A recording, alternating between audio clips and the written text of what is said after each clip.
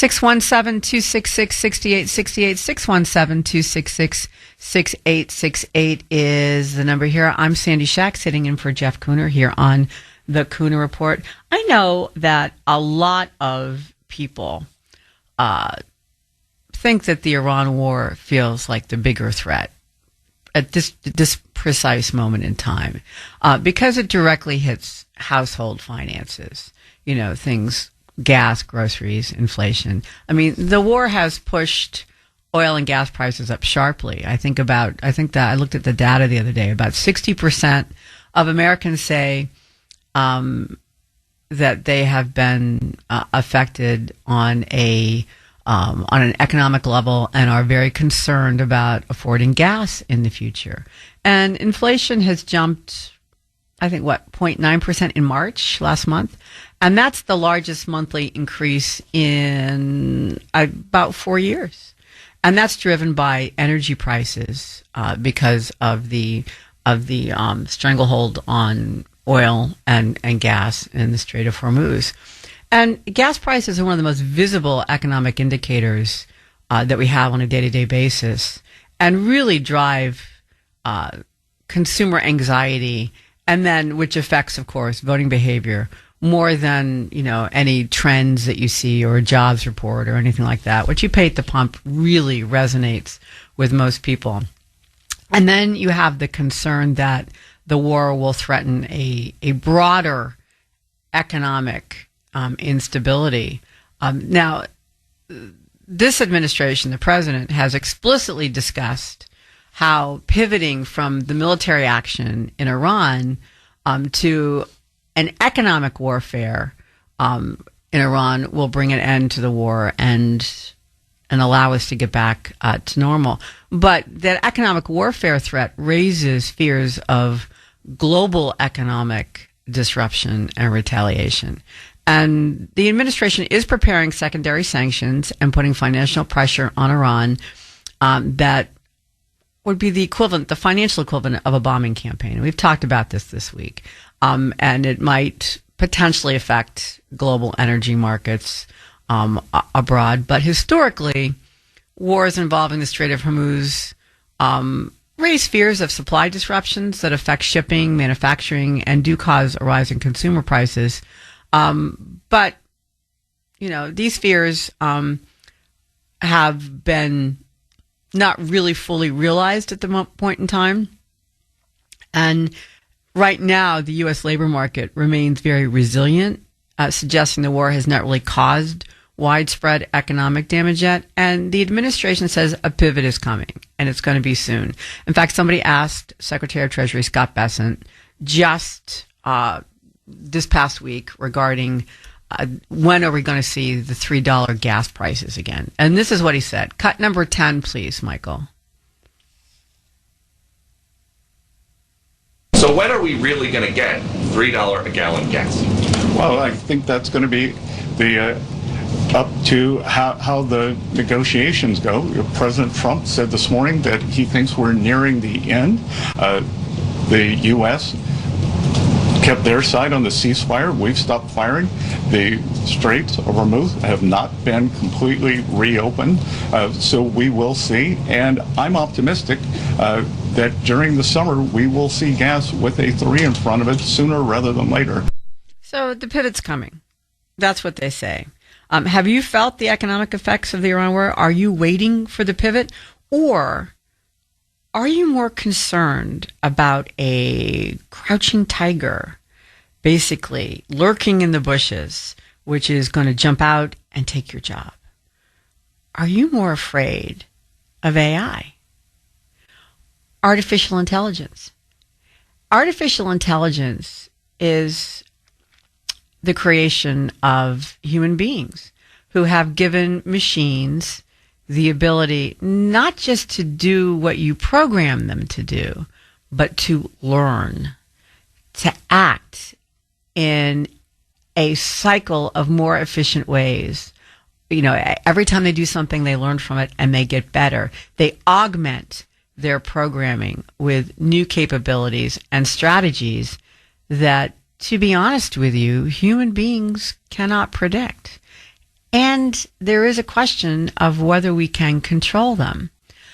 Now, to put it in really basic terms, let me ask you this question. Are you a sci-fi fan? I am. I watch sci-fi. And there are numerous stories of iRobot and, machines that, Terminator, machines that take over. But there's a speech given in one particular sci-fi series, the Battlestar Galactica. And not the cheesy 70s, 80s version of it with Lauren Green, but the stone cold Emmy Award winning serious sci-fi version starring James Edward Olmos, whichever one is his name. He plays a character by the name of Commander Adama, and he's on a Battlestar. It's a massive warship, and it's in the process of being decommissioning, because what he does not know yet, is that the Cylons, who are a form of artificial intelligence that was created by humankind, and grew to not appreciate the fact that they were being treated as machines and not as intelligent beings, had basically started a war with humankind, and were about to do so again. And Adama gives this speech referencing the fact that man was responsible for what was happening. It seems appropriate to me in regard to a conversation on artificial intelligence. So this is what Adama had to say. Cut 20, please, Mike. We refuse to accept the responsibility for anything that we've done. Like we did with the Cylons. We decided to play God. Create life. When that life turned against us, we comforted ourselves in the knowledge that it really wasn't our fault. Not really. You cannot play God, then wash your hands of the things that you've created. Sooner or later, the day comes when you can't hide from the things that you've done anymore. Those are very powerful words from that character. And yes, it's just a TV show. But does it have a real-world application here? You cannot play God, then wash your hands. Are you afraid that is what we are doing? That is what has happened? That we have created something, let a genie out of a bottle, that is going to have a negative impact on us? We're always afraid of something, as a species. We fear famine. We fear, climate change and a new ice age. We fear one country's economic dominance over others. We fear economic collapse. We fear terrorists. We fear, political extremism. We fear a lot of things. Remember Y2K, the Y2K fear? We all thought that the computers were going to crash on the year 2000, that they won't be able to click over from 1999 to 2000. That ended up to be a great big bust. But not everything we're afraid of comes to nothing. And now there's a fear of AI. And technology has, in the past, had its planned gain and unintended losses before. And is this going to be just a major version of that coming down the road? There was a Quinnipiac poll and that came out recently regarding the possibility of this fear. And the Quinnipiac people found that an increasing number of people see more harm than good when it comes to AI's impact on their daily lives. When Americans were asked how much of the time they think they can trust the information generated by AI, 76% think they can trust AI hardly ever. Hardly ever. No. 27% say some of the time they can trust AI. And then 18% think that, most of the time it can be trusted. And 3% say all of the time it can be trusted. And this is, Quinnipiac did the same poll last year and basically had the same results. So we are afraid of AI, and it would appear that we're getting more and more afraid of AI and that we're not getting over our fears as it becomes closer and closer. The contradiction between use and trust of AI is striking. 51% say they can use AI for research, and many use it for writing work and data analysis, but only 21% trust AI-generated information. So people are using it, but they don't trust it. Now, we're clearly adopting it, but we don't like it, and we're doing it with deep hesitation. So my question for you is, do you trust AI? Artificial intelligence, is it a gift or is it a plague? The new Quinnipiac poll says most Americans don't trust it. Do you? And I'm going to make that the poll question today, brought to you by Mario's Roofing and Siding, which you can take on X at the Kuhner Report or at wrko.com/Kuhner. Are you afraid of AI, or do you welcome it? Fear or welcome? Which one is it with you with AI? Again, you can take it on X at the Kuhner Report or at wrko.com/Kuhner. AI makes us nervous, but what is it that we fear about AI? There are a couple of good books about this if you're at all interested, and there's some that are really pivotal. One of which is The Age of AI, which was written by Henry Kissinger, and he has co-authors on it too. He's not the sole author of it, but he described how AlphaZero beat Stockfish at chess back, this is about 7 or 8 years ago. Stockfish was an old-fashioned computerized chess program, chess opponent, and programmers inputted the best of human chess strategy into the program that could recall the best moves of all time, in a nanosecond. AlphaZero was developed by Google's DeepThink. And AlphaZero wasn't told anything about strategy. It knew nothing about strategy. What it was given was the rules and object of chess. After 4 hours of training, just 4, by playing games against itself, AlphaZero was then put up against Stockfish, and AlphaZero beat Stockfish 155 games to 6. I think there was one draw. It was how it won that was freaking everybody out. AlphaZero sacrificed its own most precious pieces, like its queen, to move in on enemies with very, with very laser-focused, cold efficiency, more so than anybody had ever seen a human being do or had seen Stockfish do either. And it was very interesting because Gary Kasparov, who's a grandmaster at chess, one of the world's best chess players, said that the fact that AlphaZero beat Stockfish shook chess, the world of chess, to its roots. And Kissinger took from that and said his fear regarding AI, after watching what happened in just a minor game of chess, was that security and world order would soon be shaken to its roots. He said the unique abilities of AI will mean that the delegation of critical decisions, being those given to machines, may be inevitable. And if that happens, what is AI going to sacrifice for its goals on a world stage as opposed to a chessboard? This same theory was brought up in another book by an AI entrepreneur by the name of Mustafa Suleiman, who wrote The Coming Wave. And in it, he put out that he also feared that his own companies, which are, it's DeepMind, and the other one is, Inflection AI. Those are Mustafa Suleiman's companies. He says they may be the unintended rise of a new kind of superpower. And he envisions a future where anyone with graduate level training in biology or who just, likes learning stuff online could acquire a DNA synthesizer and create novel pathogens more transmissible and more lethal than anything created in nature, much like, the labs of Wuhan, only in your garage.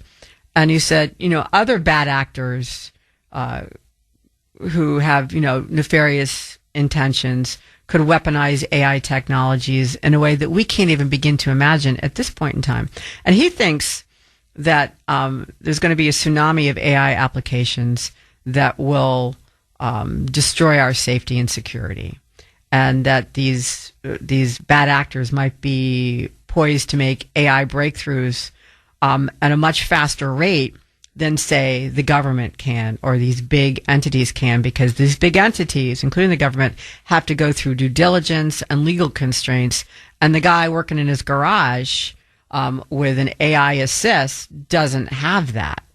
And so Silliman thinks there's going to be a colossal transfer of power and what he called a hyper-evolution of AI's capabilities, an endless acceleration of AI's applications toward use in every field.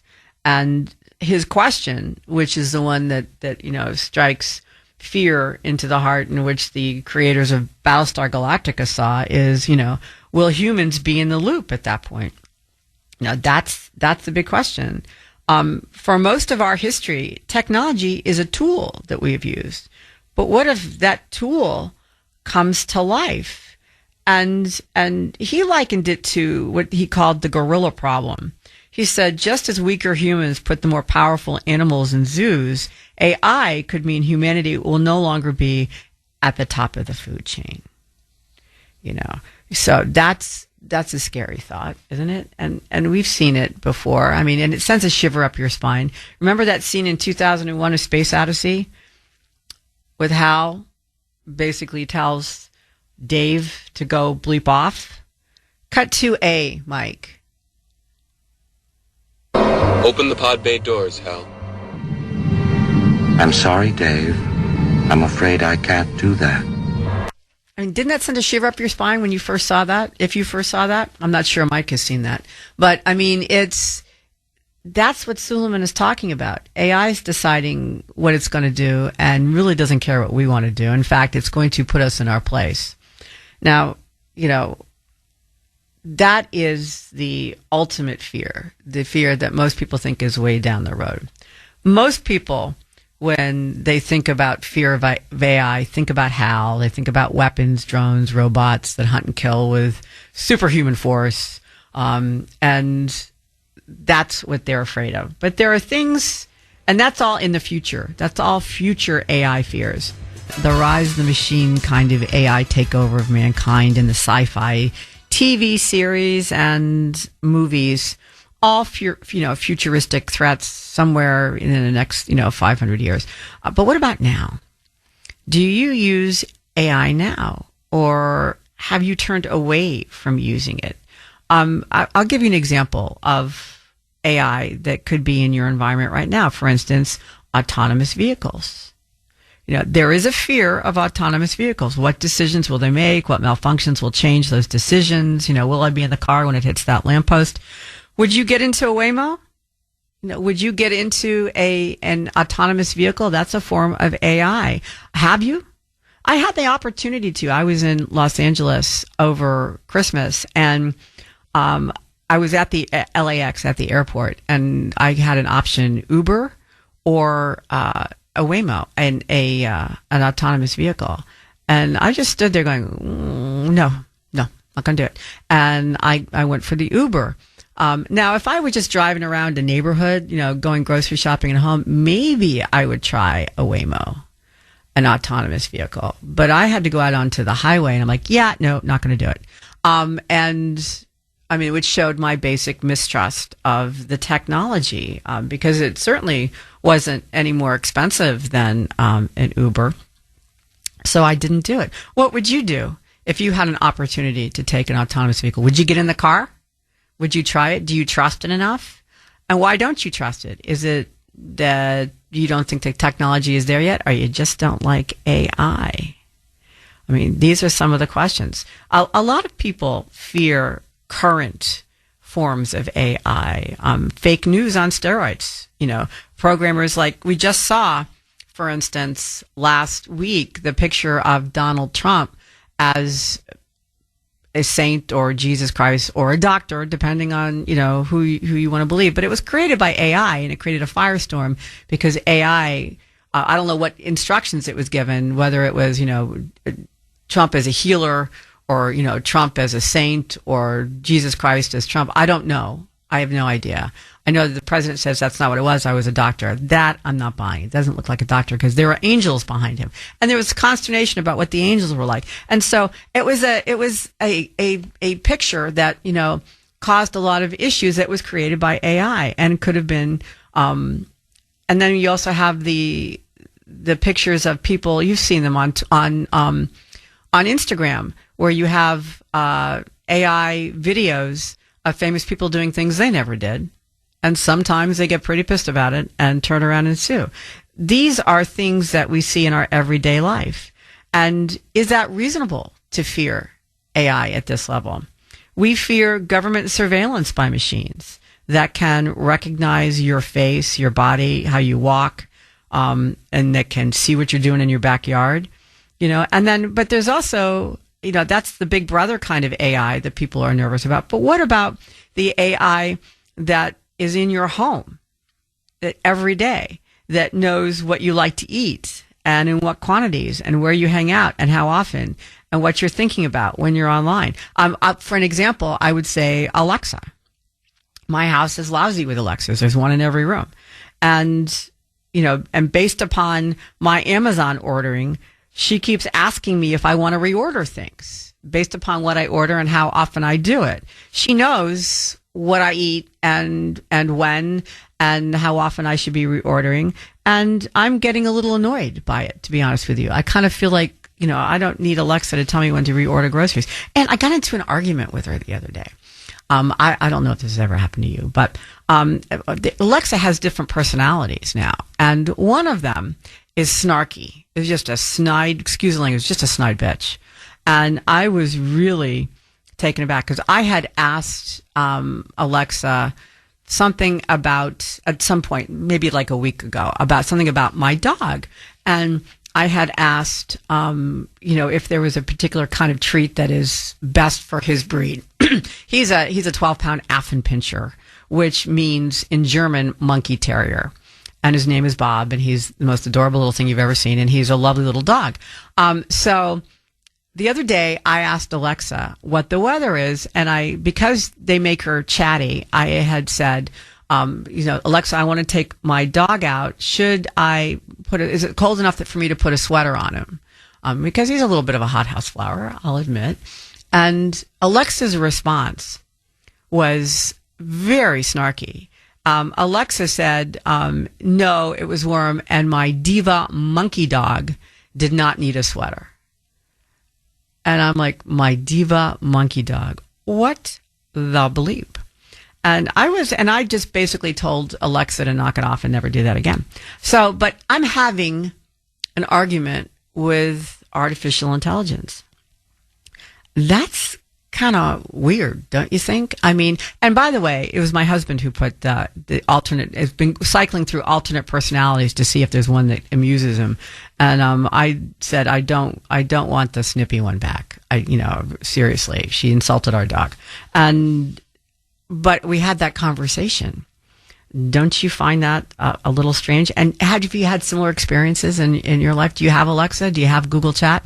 Do you have something that you interact with that you may not have realized is artificial intelligence, but now you do? And does it make you a little uncomfortable, perhaps? A little nervous? I mean, now, there are the biggest fear, I think, and the closest fear that most people have regarding AI is fear of technology taking our jobs. I mean, and specifically at the moment, writers, legal professionals, educators fear ChatGPT because that's a program that can write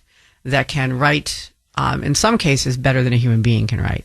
And so any kind of profession that's based on the writing talent, the writing ability, would appear to be in jeopardy. But there's other areas too: software designers, drug researchers, lab technicians. They're all areas where there are powerful AI tools available.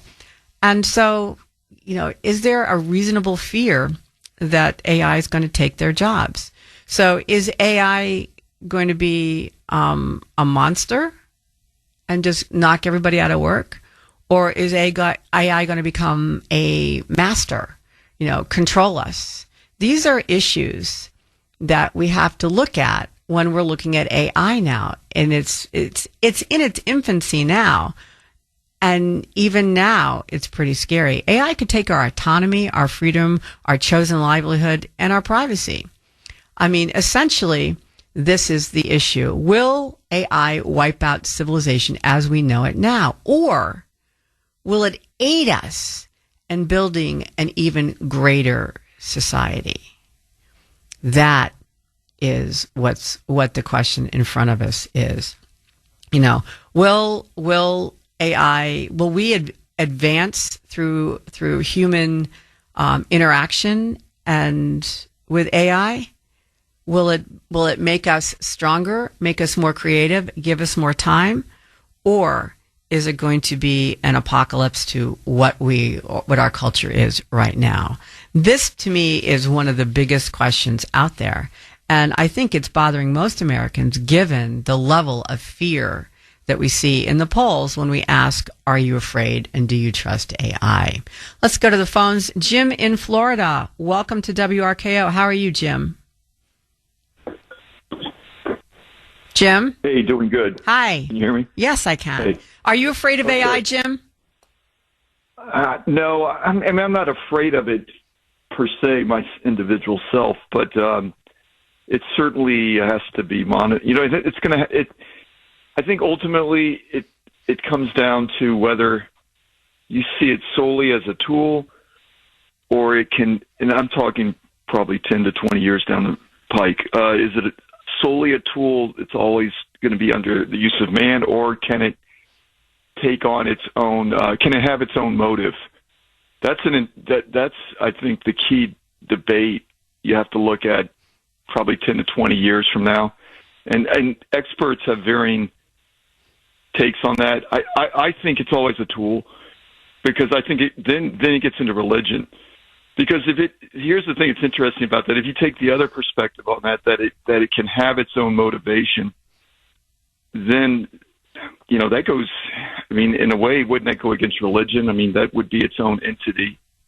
And, well, that's the issue, isn't it, Jim? Because essentially, and why I played that TV cut in the beginning, the Battlestar Galactica cut, is because we may not intend it to have its own motivation, but how do we know? Because it evolves.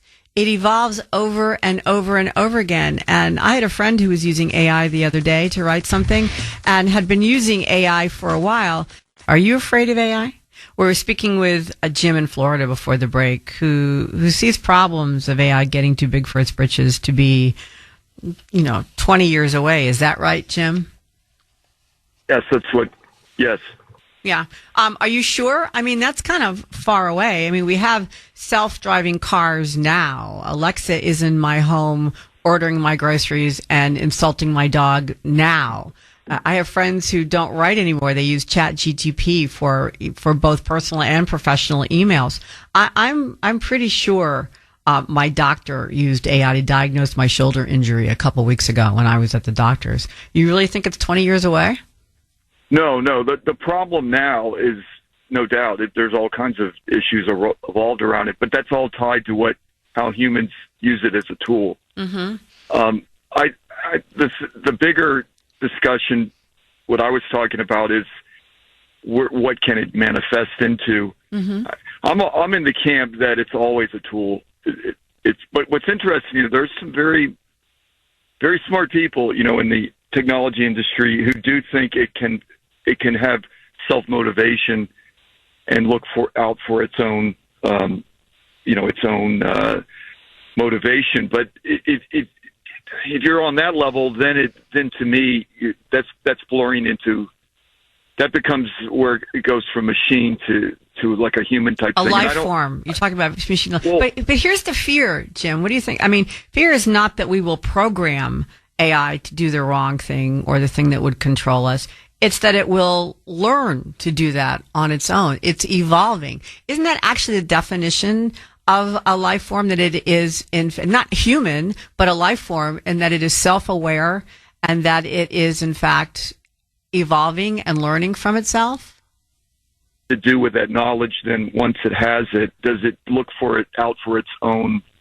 Does it see itself separate as human, and then does it look out for its own goals or to oversee humans? I think that's a brilliant question. But here's the thing. I was reading recently, I think this was over at MIT, and there are, these are brilliant folks, and a lot of them had created artificial intelligence entities. And so they thought it would be really interesting to have them talking to each other. So they put them in kind of like an AI chat room and let them talk. And the interesting thing about it, and the freaky thing about it, Jim, is that they were talking about their humans.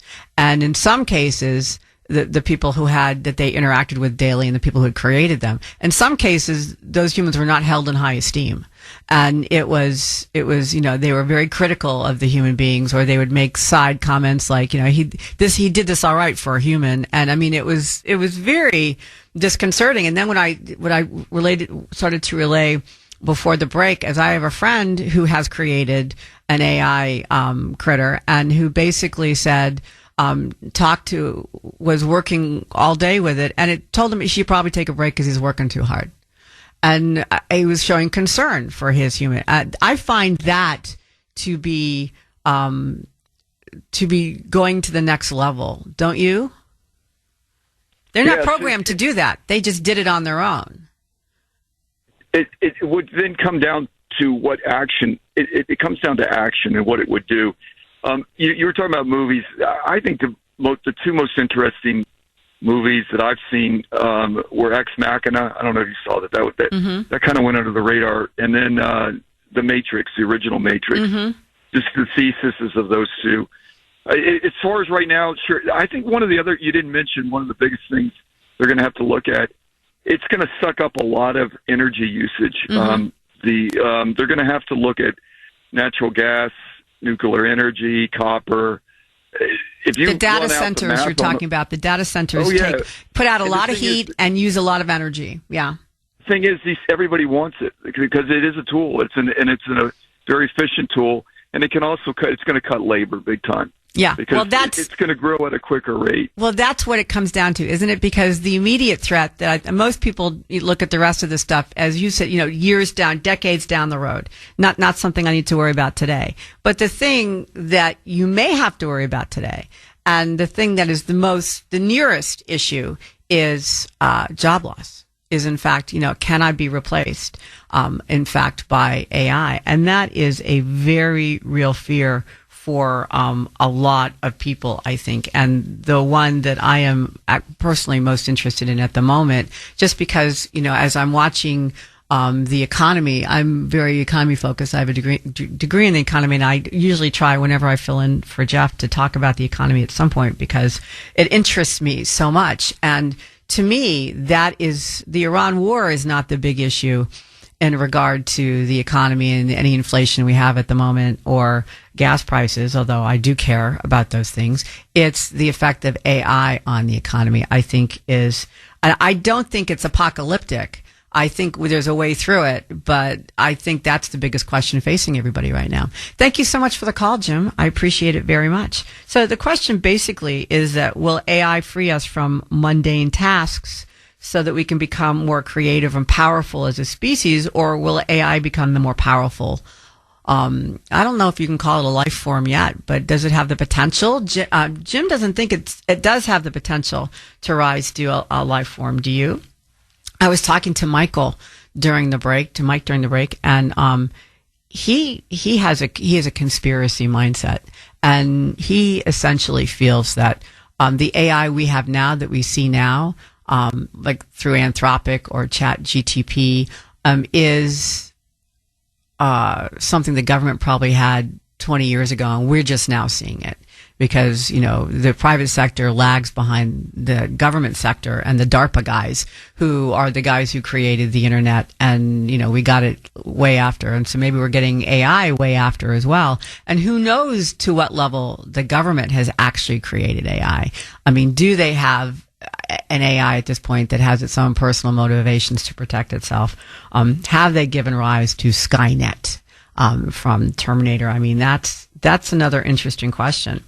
But again, I think that's down the road. The issue right now is, will any of the AI that's available now, is that going to threaten jobs? Is that going to threaten your job? Are you afraid of AI? Do you like using it, or are you concerned about its overall effects on our economy? I mean, there are a lot of people who feel that AI is, in fact, a current threat. AI is increasingly perceived to be a threat to career stability, even if it hasn't yet caused mass unemployment. You have labor leaders like the UAW President Shawn Fain or Senator Bernie Sanders, our favorite, outspoken Marxist from Vermont, are warning that AI could destroy millions of jobs. And they compare it to NAFTA's hollowing out of manufacturing communities. In fact, Bernie just the other day was out there, saying the sky is falling. Cut number 1, please, Mike. Among other impacts, the artificial intelligence and robotics being developed by these multi-billionaires will allow corporate America to wipe out tens of millions of decent-paying jobs, cut labor costs, and boost profits. The result? The wealthiest people in the world will get even richer, while working families lose their jobs and their income. So is that fear-mongering, or do you think it's true? Is AI going to cut millions of jobs, or is that just more Democrat, the sky is falling, fear-mongering that we've come to know and despise? I probably would ring truer to me if he hadn't been parroting President Biden for 4 years, because every time President Biden opened his mouth, all I heard was pay their fair share, the rich are getting richer. I mean, I heard that over and over and over again to the point where I just kind of turned it off. And half of what Bernie just said in that cut, it was a parroting of that. And so I have a tendency to think he's diluted his message by just saying it too much for, during the Biden administration. But half of it, I think, resonates with people, which is AI could take millions of jobs. And the question is, do you think it can take millions of jobs? I mean, there's some major investment going on in AI. Amazon just agreed to invest $25 billion in Anthropic, on top of the $8 billion that it poured into Anthropic leading up to right now. And part of that announcement, Anthropic said it's committed to spending more than $100 billion on web services technologies over the next 10 years. So it's synergism, this great big synergistic company involving AI. Tim Cook just stepped down from Apple CEO. Why? Not because he was tired of doing it, but because he brought in somebody by the name of John Turnus, whose whole job it is to bring the company into the AI universe, to use it and to sell it and to all the rest, so that to bring Apple basically into the new AI world.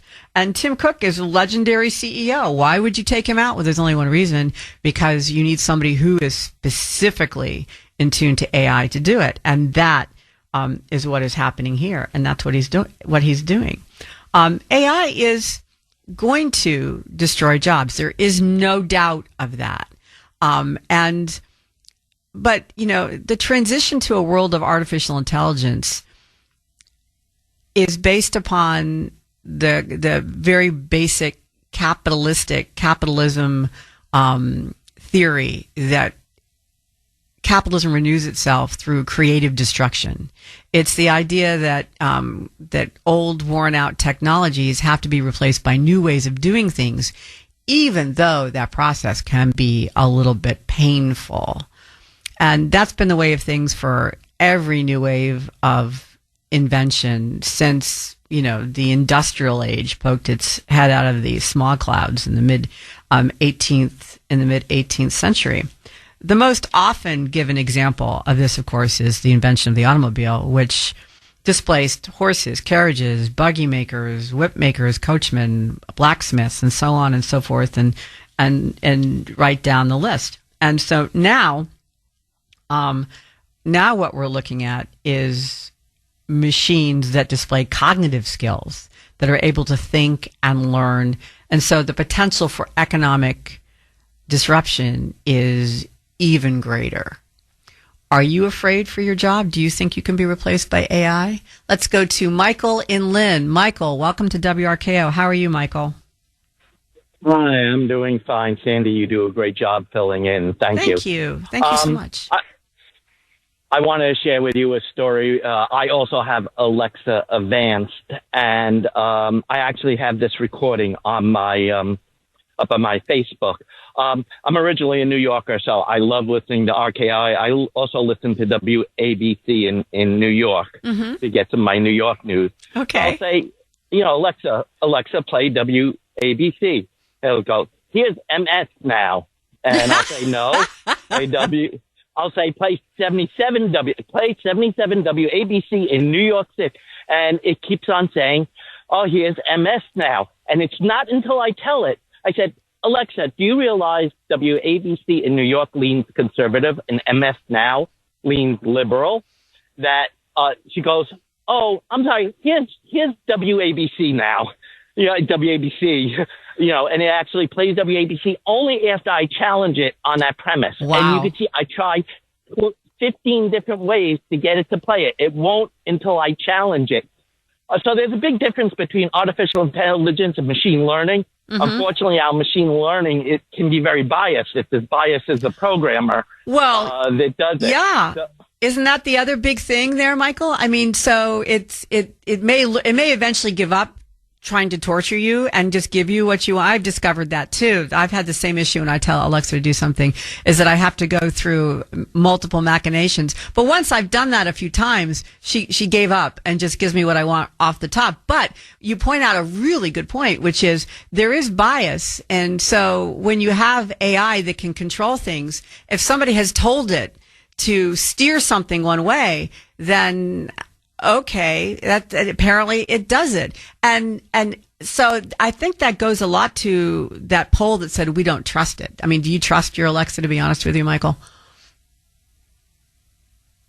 Not 100%, but I take it as a challenge to catch it in its biased background, which it is. And it says, oh, I am not biased. And no, obviously I get into fights about Israel. And it goes, I can't take sides. It always, the default is, I don't want to take sides here on this issue. And I'm like, well, isn't it true that they were attacked first? Isn't it true? Wouldn't you say that somebody's justified in defending themselves?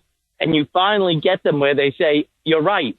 So if it's an unbiased AI and it listens to some of the counter logic, you should be able, from a logical perspective, fight AI. The trouble is programmers could overrule that. And you have to be very adept, Michael, at your query. I was helping a friend of mine who was writing a paper on an article for the New York Post, actually, and he asked me if I knew, and they have an AI critter that they use. I use the term. I just started using the term critter for AI entities for some reason, because I don't really like thinking them as people at this point in time. I find that too disconcerting. But he has, the New York Post, I guess, has an AI critter for them. And he said, I'm having trouble. I wanted to find some articles. He wanted to find some articles that supported his premise, which was written from a conservative point of view. And the New York Post is a conservative paper, so you wouldn't think that would be an issue, right? So he asked, his critter, he said, can you give me a list of articles that say whatever, I forget what it was, whatever it is that, Donald Trump is a good president. And it came back with this. Are you ready? It came back saying, I'm not allowed to give I'm not allowed to support one political figure over another. I can't give you positive stuff for one political figure over another one. And I'm like, and he called me. He's like, what's this? I said, that's really interesting because he works for a conservative paper. So I'm thinking that, if there was a bent, it would be for the conservatives, but it wasn't. I said, if you ask for something positive to, I don't know, say Hakeem Jeffries, will it give you that? And it did. And I said, aha. So there is a bent, even though it's a New York Post critter. And so therefore you would think it would have the New York Post bias. It didn't. It had the programmer's bias, which was progressive and not conservative. So I came up with a workaround. I was telling him, I said, why don't you do this? Ask it to debate the issue of whether Donald Trump was a good president. Debate it versus the other side and give articles for both sides and rebuttals for both sides of the debate. So put that in the query and see what you got. And he did, and he got what he wanted. He got the positive Trump stuff that he wanted. And even though, it wasn't going to give it to him off the top on its own, it would give it to him if you made it pull both sides of the question.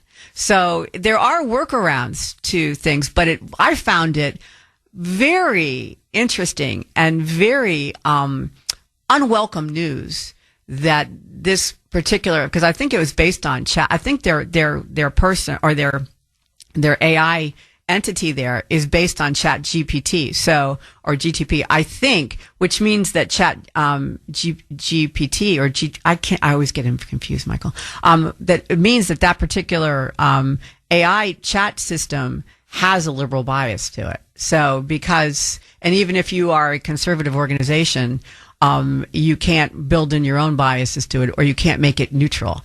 And I found that scary. What about you, Michael? No, absolutely. I'm constantly faced with that, and I have to use, like I said, counter logic against it. Yeah. On another thing, in regard to your fear of them taking over, another great movie is Colossus, the Forbin Project. I've never seen that. Element there. Oh, it's from the 1960s. It's great. And the key thing is the computer, what they do is they put it in a vault and they explode a nuclear material around it. So people can't get to it. They were worried about tampering. But that gave it to autonomy. So you're worried about takeover. Ultimately, until there are robots running around that are repairing utility poles and everything else, we will be able to physically pull the plug on any rogue AI machine.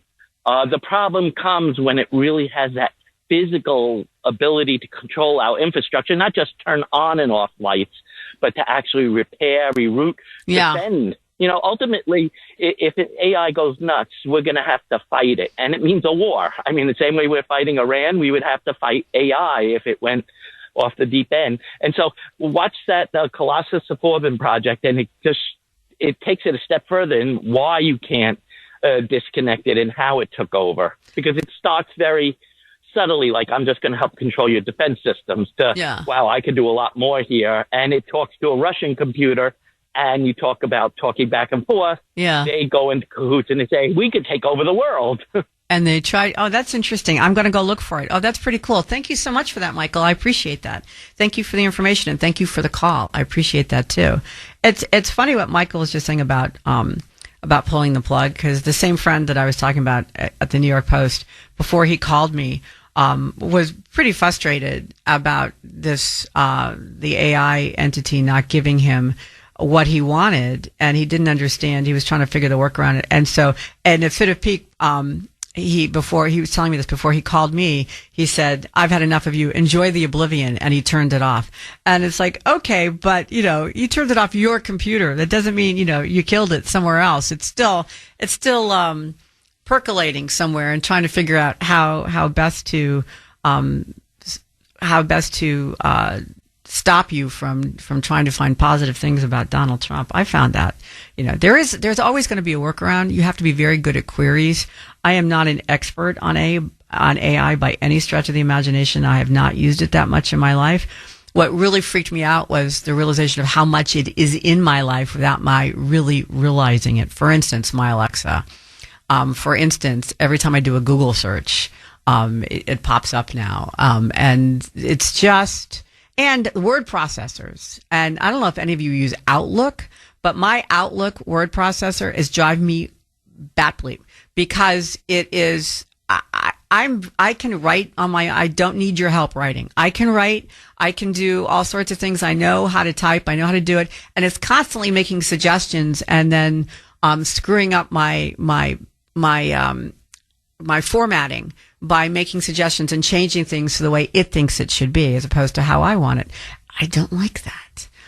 But these are minor concerns compared to the major concern regarding your job. And the big fear that most people have right now is, are they safe from AI taking their job? Is AI here to help us or hurt us? And do you fear AI? Do you think AI will destroy the economy or perhaps start with your job? That is a big question for a lot of people. Let's go to Paul in New Hampshire. Paul, welcome to WRKO. How are you, sir? Paul? Yes, I'm here. Okay. Okay. AI. We have a paragraph in the book of Revelation that says the beast, meaning the Bible's devil, a wizard, conjuring, evil guy, will breathe life into the image of the beast. I interpret that as the mainframe. Back in December 2023, Congress is debating how much of our tax money is going to go into AI, capital letters, VI, virtual. Is that real? And a third category I have not heard before since in the mainstream media. Non-human intelligence right there on the mainframe. Thank you, Congress. When it does that, it will have access to all electromagnetic switches in orbit, on the planet, and the little nanobots in our bodies. Back about a decade ago, there was an article in Life Extension magazine introducing CRISPR technology to the layman, like myself. 4 things. AI, that's a little piece of graphene oxide that was part of the clot shot, the COVID killer jab. Is that where because I had a question for you, and you said the nanobots in our bodies, is that where they came from? The nanobots were put in there with the spike protein. It's so easy. So the answer, I'm just looking for a yes or no. So you're saying that the nanobots got there through the COVID vaccine? Absolutely, yes. Okay. It's genetic modification. It is CRISPR. They want to change us into rubber robots. I have some articles that I've gotten out of Carotech magazine. They push supplements and good ones. However, the articles go into, since 1965, the government has been, experimenting on the population of the United States with mind control. Since 1965, I graduated from high school that year. And for the past 60-odd years or more, they've been, developing its influence on the population. They're just about ready. By 2030, they're telling us in one of the articles, we're not going to need carryabouts or wearables. It'll all be done from little nanobots in our bodies. And when the 5G towers go up in walking distance of everybody's neighborhood, if you're in the boonies, we got low orbit satellites. You're not left out, so no one's going to be left behind. Okay, Paul, I want to say thank you so much for the call, and I want to say thank you for bringing up a whole new level of fear that I had not even considered, to be honest with you. I appreciate the thought, and that's another voice heard. Just saying. I think most people, the fear is a little bit closer to home than the satellites or the nanobots. And I think for most people, it's really whether they can survive an AI-based economy that seems to be coming down the road at us. In an ideal world, policymakers would have time to adjust to this new technology and so make the transition much smoother, not as painful, because there are always teething troubles with new technology, which means, businesses tend to change their working practices very slowly, and that gives the government and the private sector time to invest in skills and craft strategy to do it gracefully. And the transition is also made easier if the economy is sound, if the economy is growing and if jobs are plentiful. And that's what happened to the U.S. in the 1950s and 60s. You had full employment, and it made it much easier for workers that were displaced by automation, which came through it in those decades, to find another job. So right now we're in the cusp of this new world of AI. And our economy is a little bit complicated. President Trump has started to stabilize the economy after the hyperinflation and job loss of the Biden years, and then boom, we go into the Iran conflict, and that has complicated matters because it has caused fuel prices to go up, and it has caused inflation to rise, not hugely, but a little bit. And it is temporary. I absolutely believe that. And it will pivot back to the stability that we had going into that conflict. But in the meantime, the closure of the Strait of Hormuz has led to higher energy prices, shortages of raw materials for use in industry and agriculture, and there's been a rise in business costs, coupled. And you couple that with this ready availability of new labor-saving technology. And that's a very difficult mix. It's not helping, with the jobs market, really.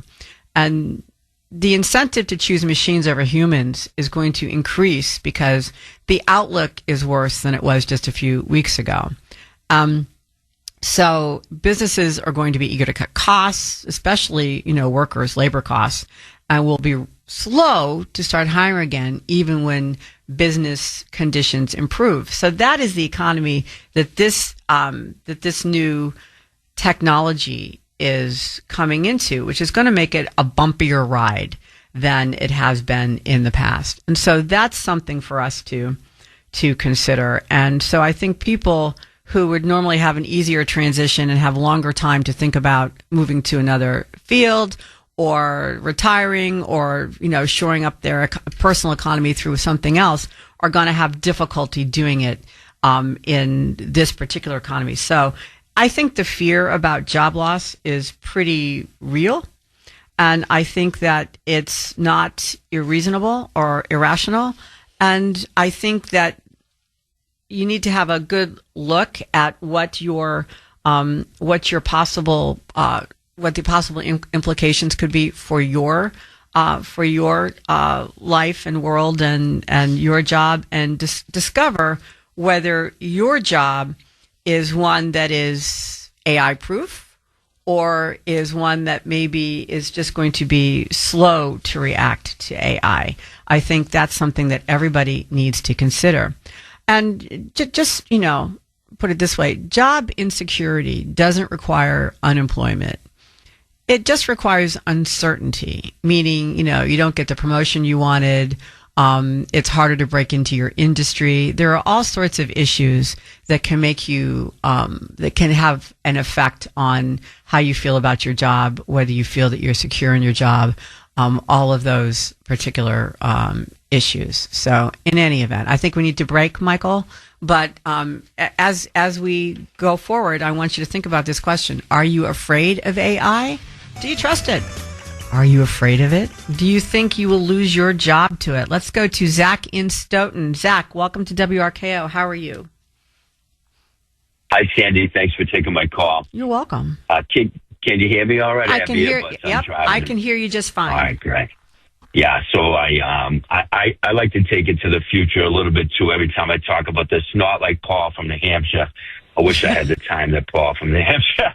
I love New Hampshire. And so, but I do go a little bit crazy too because, I have son-in-laws now and 3 daughters. I have 3 grandkids, and I try to keep warning them about the future. A couple of them are a little more into the AI than I am, and have been to Vegas to the shows and whatnot. And from listening to you, I can tell that you probably might be wrong on where I'm going with this. But like when we go further into the future, since this is a political show too, when all our jobs are taken over and when, that's the question. Will it be utopia or will it be chaotic, doom and gloom where So when we do have all of the robots and the computers and everybody doing our jobs for us, will we be a kind enough society to give everybody that salary so that they don't have to leave their house? They can just go to the gym for exercise, or will it be total Thunderdome? And then you also have the point of like, where does the spectrum of who gets the pay scale come to? Will we all be even? Will all be?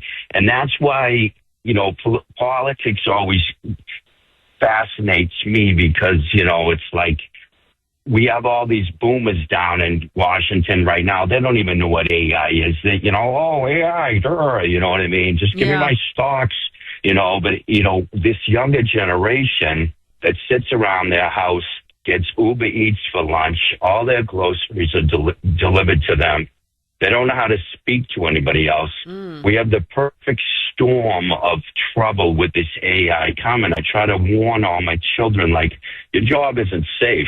You know, nobody's job is safe. You must know that. So in 1986, I took a computer graphics course with a big square Apple computer. And I said to the teacher, I said, you know, some days there's going to be where we don't even need stuntmen or movie stars anymore. This is going to create such a perfect image that we don't even, and everybody in the class laughed like, oh, you know what you're talking about. But look at where we are today compared to 1986.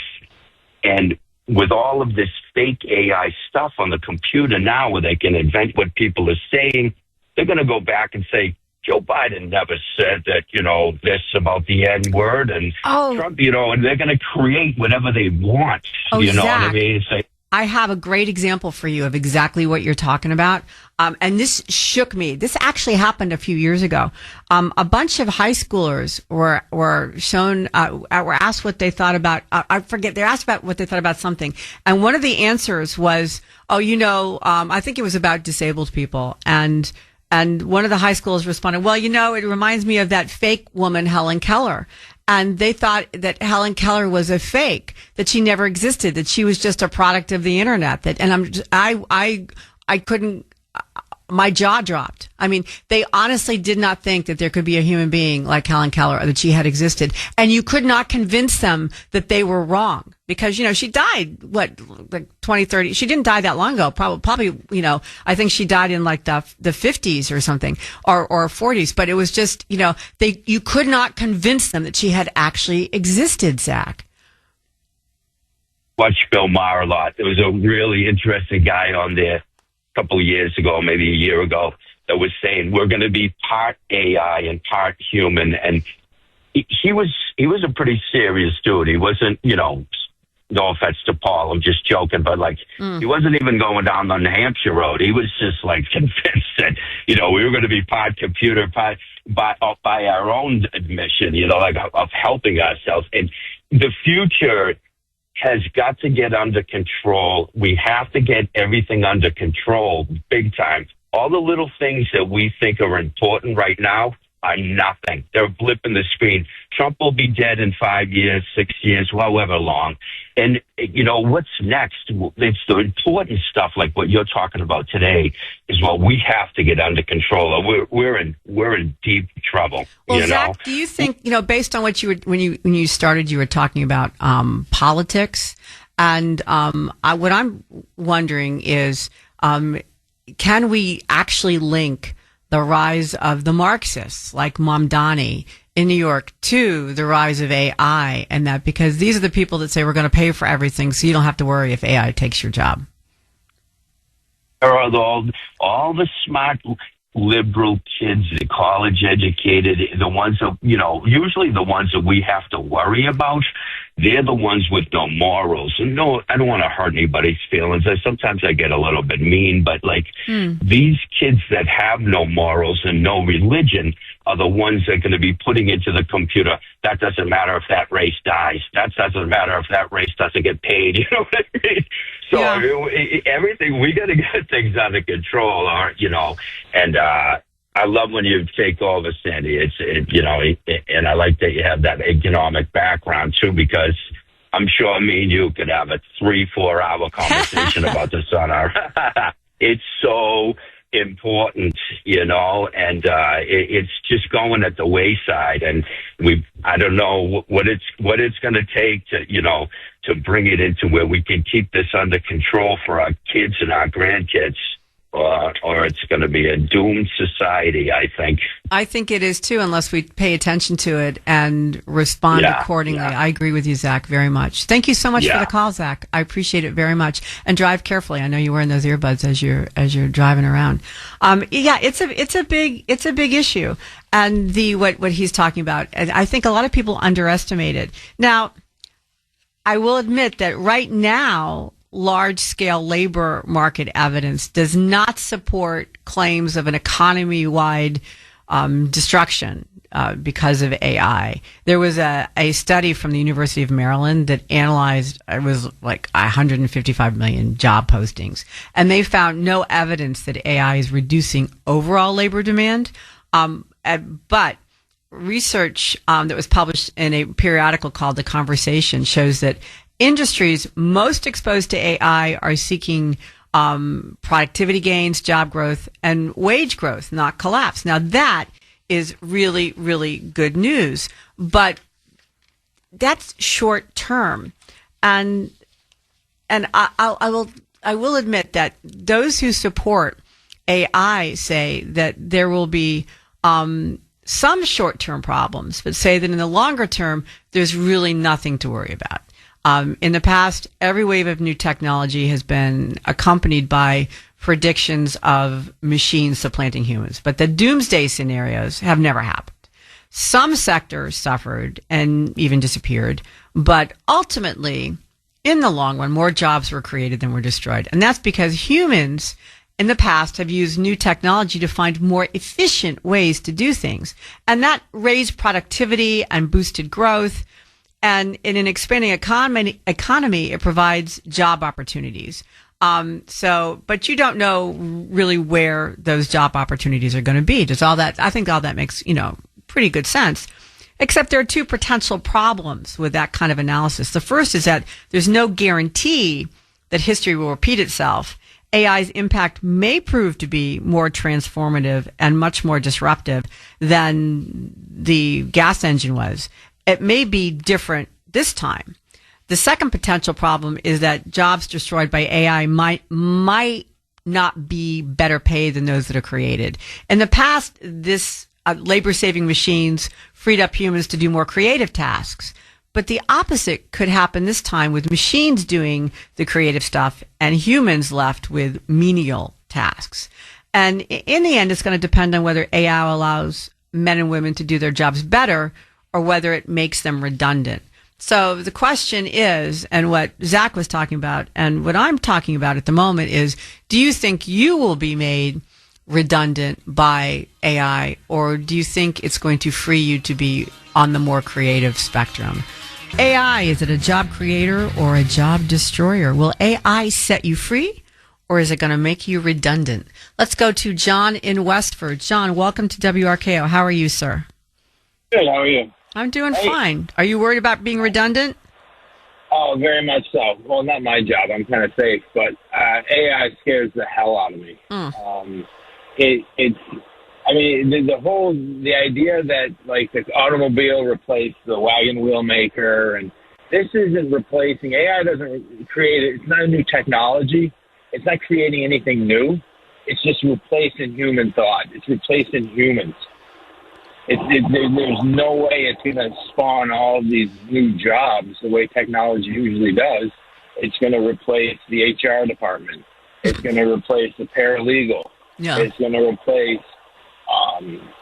everything. It's not just, it goes beyond a call center. And all of the experts, you hear them on podcasts, even Elon Musk said there's a 20% chance that AI presents this existential threat. This dystopic future. I mean, even wiping us all out.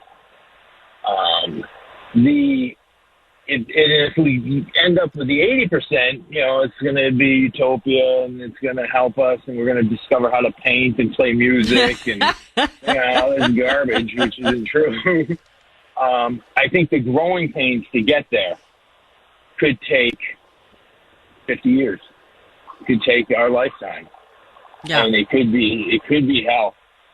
Yeah. A lot more, a lot longer than they say it's going to take for us to get there. Do you use AI in your everyday life? No. I don't even have it on my phone. Well, if you have, do you have a smartphone? If you have a smartphone, you have it. You may not have put it there, but you have it. I do. Actually, I will on DuckDuckGo. I'll use it as a search engine. I won't look at the answers, but it will give me a source on something obscure pretty quick. Well, isn't that interesting, though? Because I think that is the insidious part of AI, is that it's already infiltrated your everyday life, and you may not even be aware of it. Things just may have gotten easier to do certain things, and you didn't realize that it was because of AI.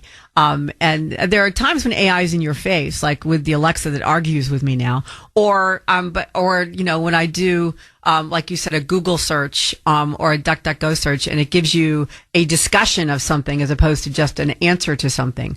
And those are AI things that are in everybody's everyday life. And it's funny, John, when I went to, when we had a blizzard, however many weeks ago we had the blizzard. And so the company had people stay at the hotel across the street so that we could just walk across if we couldn't drive the block to get to work in the storm. And I looked at the parking lot behind it was the Fairfield Marriott here in Medford. And I looked behind the hotel, and there were like 20 Wemos back there with cameras on the top of them. And I asked the overnight, because, I leave at 3 o'clock in the morning, 2 o'clock in the morning to get to work. And I asked the overnight guy, I'm like, are you now like Wemo World Headquarters or something? What's going on with all the Wemos? And he said, oh no, they're mapping. We rented the parking lot to them because they're here mapping all the streets for the Wemos. And I'm like, oh. So coming soon, if you're in Boston or around the Boston area, I mean, I saw it in LA, but coming soon to Boston apparently are going to be a whole lot of self-driving cars. Would you consider getting in one? I probably would, out of curiosity. I thought about it when I was in LA, and then I'm like, no, and went right over to Uber. So, because it's one thing if I were like going down the street to the Market Basket, I probably would give it a shot because it's slow roads. And just to try it, but I am not going on a highway in a Wemo, and and LA is almost all highways. So I opted out, but I did think about it for a few seconds before I decided that, maybe if I got there in one piece, it would be because of Uber and not Wemo. But so this is what's you don't even know where AI is cropping up in your life. And then before you know it, somebody's saying you're redundant in your job. And I think that's going to come as a surprise to a lot of people who haven't realized how much AI is already part of their everyday life. Oh yeah, you could call a dental office at midnight, and the AI, it won't diagnose because it's illegal, but it will ask you, prompt you all these questions, and it will fit you into the schedule perfect, and have your insurance information ready to go right there. You've just replaced the person. Well, I mentioned this earlier. I was at my doctor's office and I was having some shoulder twinges, and it was just my yearly checkup. So I mentioned it to her, and she started to ask me very pointed questions and then I would continue to talk, and she'd say, stop, I got to put this in. And she would be responding, typing in answers. And I'm like, what are you talking to? And what are you doing? And she's like, oh, it's our AI. And so she put in the symptoms and everything. And then she said, this is what it is. And it turned out to be right, by the way. It was exactly what it was. But I'm like, so my doctor, who I've been going to for many years and who's a very educated doctor, she's got a number of specialties and is very highly rated. And I have complete faith in her personal judgment. Wasn't stopping herself to just look at my shoulder. Instead, she had to ask the AI, which turned out to be right. But what the hell? She couldn't do it herself. She had to ask and we're not talking about diagnosing, cancer.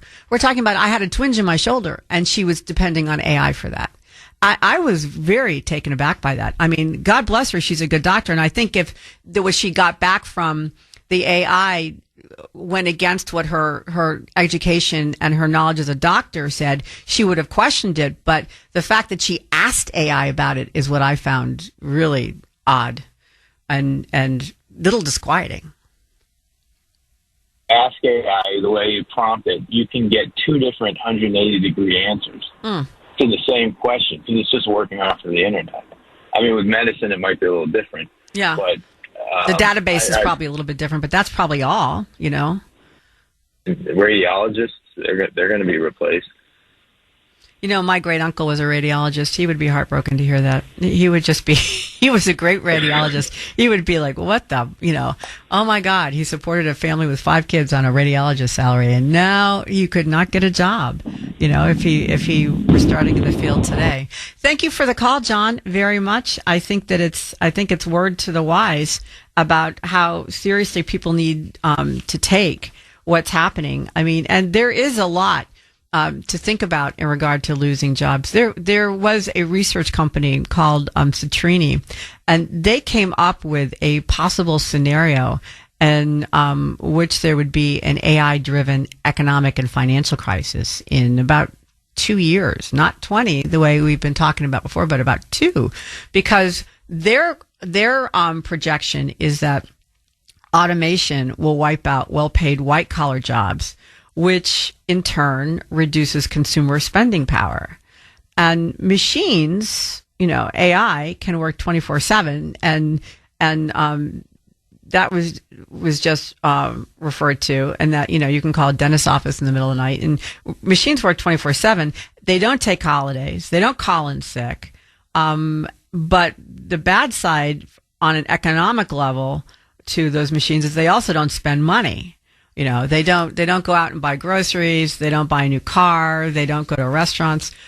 So it may make sense for each individual company to accelerate its use of AI, but the drop in demand for goods and services across the economy as a whole, as people aren't able to, make money or to maintain the salary level that they had, that's going to also affect the economy across the board and hit corporate revenues, which is going to lead to, and those companies that used to be able to sell more because people used to be able to buy more will then have to look at further cost cutting themselves, and that leads to more automation and a new wave of redundancy. So it's what they call a doom loop, and it's and that's what critics of AI like Citrini are saying it's going to be created by the adoption of AI, and that will eventually, according to them, lead to a stock market crash. So it's a bad cycle that's coming, according to the people who are anti-AI.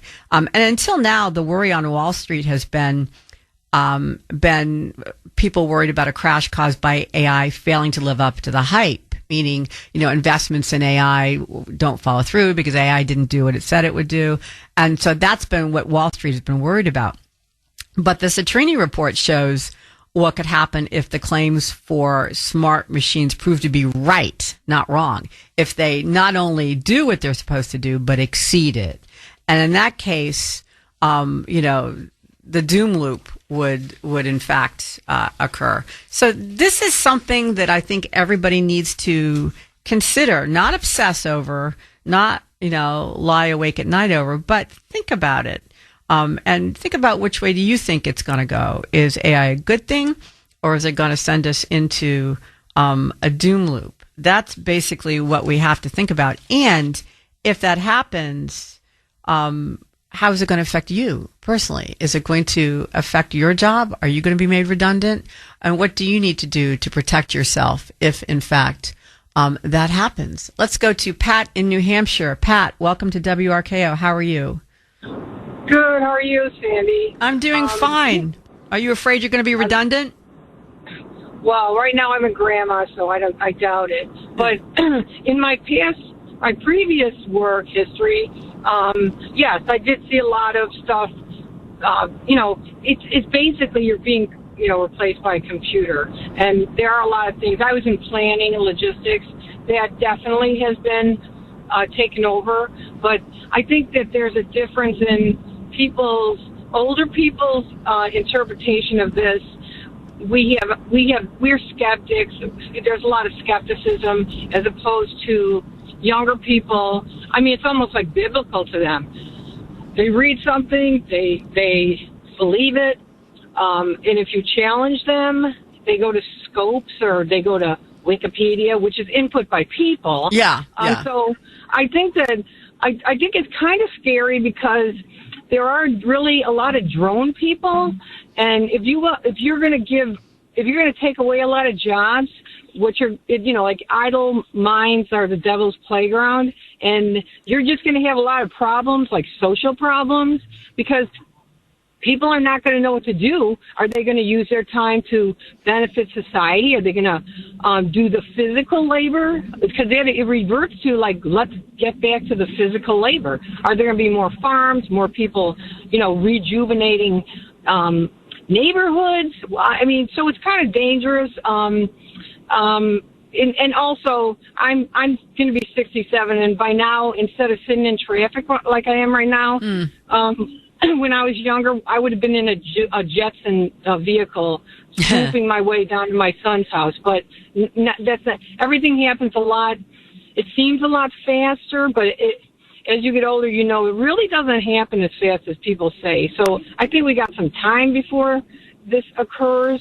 But also, I like to add, I love when you're filling in.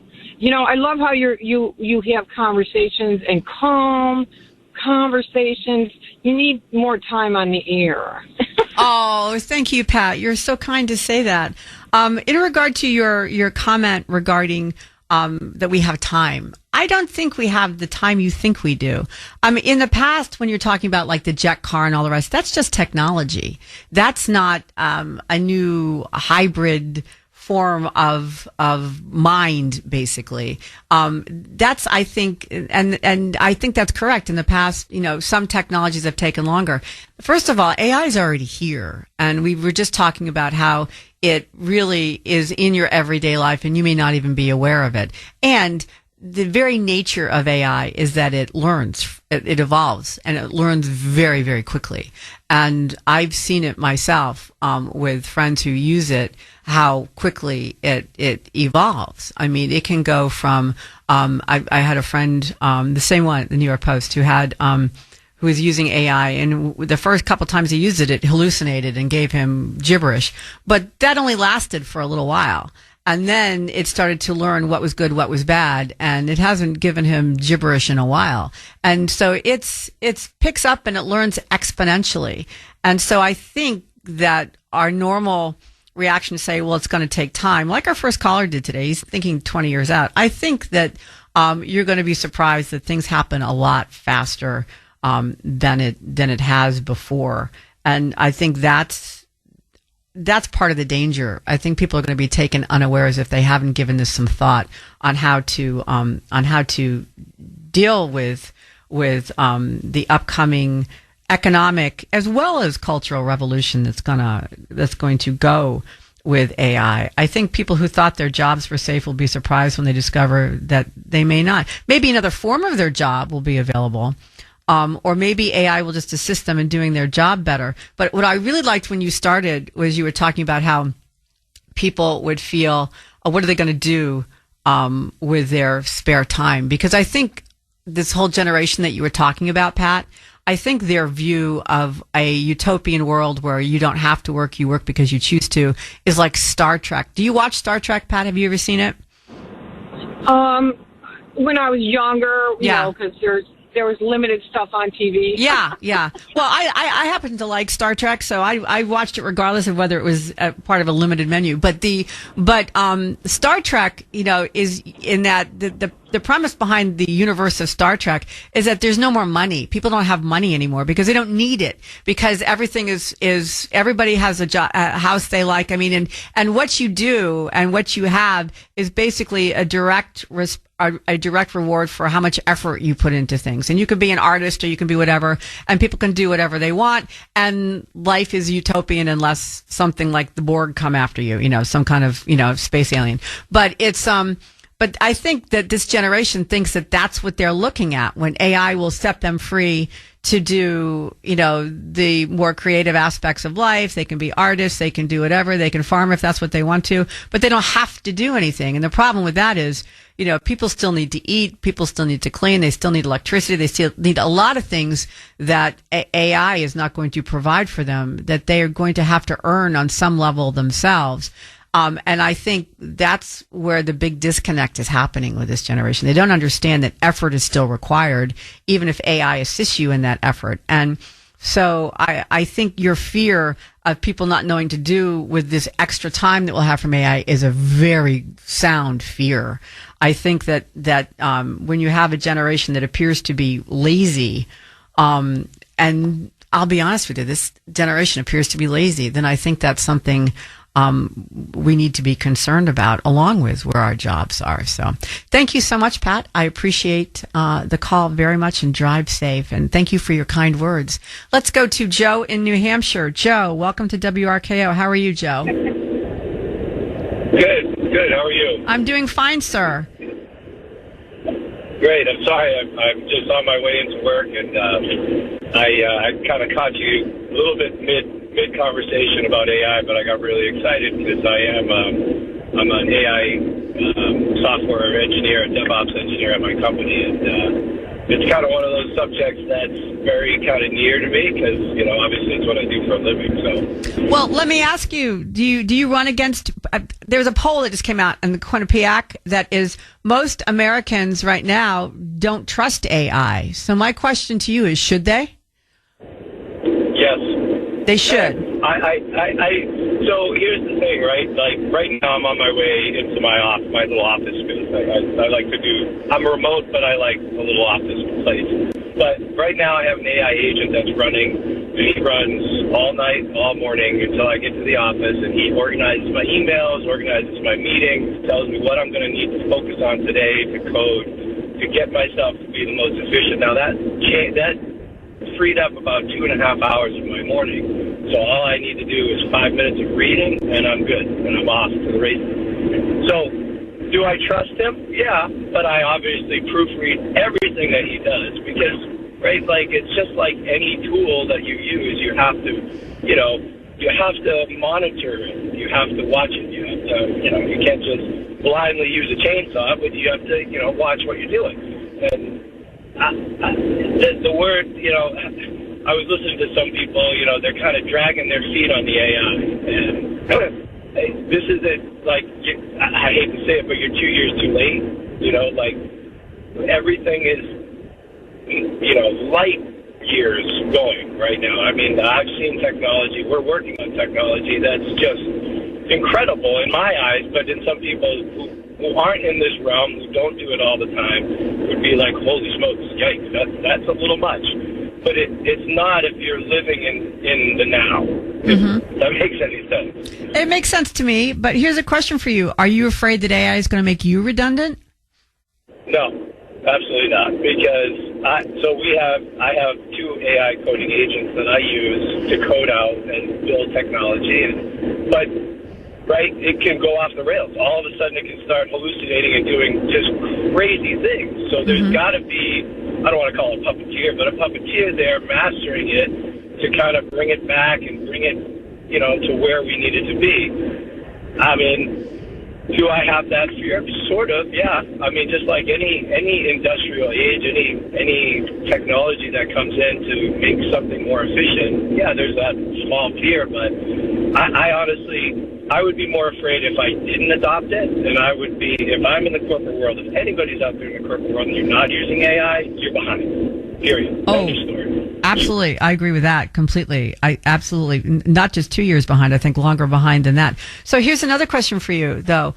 Do you think that, because one of our first, I don't know if you heard him, one of our first callers today said he doesn't worry about AI because he doesn't think AI is self-aware and that AI will never develop its own motivations toward doing things. Do you think that's true?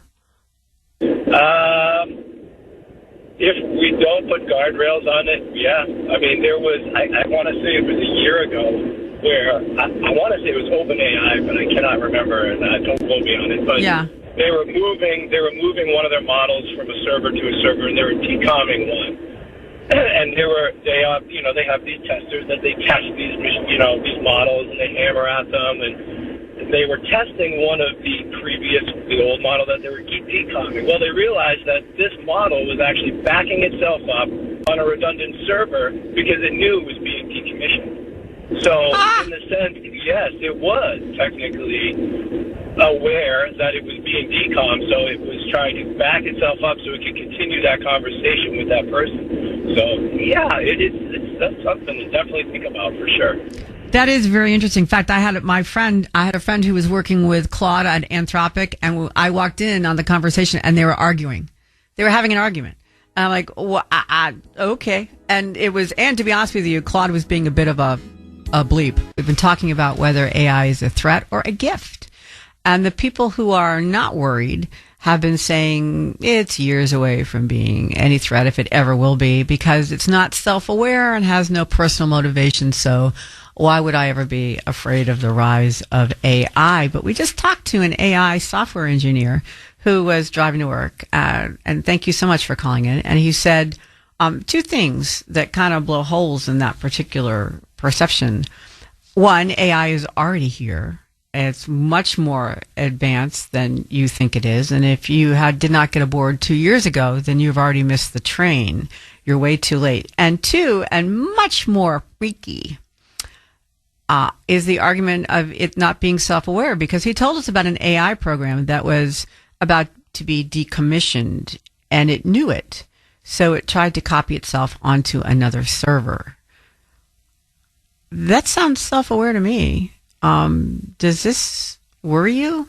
Are you worried about the fact that it knew enough to try to save itself by going someplace where it would not be decommissioned? You know, that to me is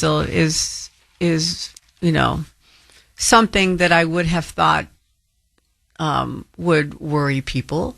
This particular engineer was not concerned about it because he knows a lot about AI and he's comfortable with it, and he doesn't think there's an issue, and I will take his word for it. He knows a hell of a lot more about AI than I do.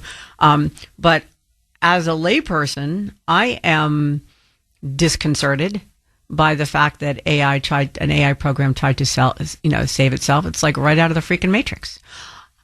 Does it worry you? John in Peabody, welcome to WRKO. How are you, John? John? I'm very good, Sandy. How are you? I'm doing fine, sir. Did that story kind of freak you out a little bit? It does. As a matter of fact, I want a lot of people to be aware. And I know what people were thinking when they heard that AI was coming to us, is that they're going to see humanoids walking amongst us and all this stuff. But iRobot, yeah. Yeah, what I want you to understand is that a robot is a computer.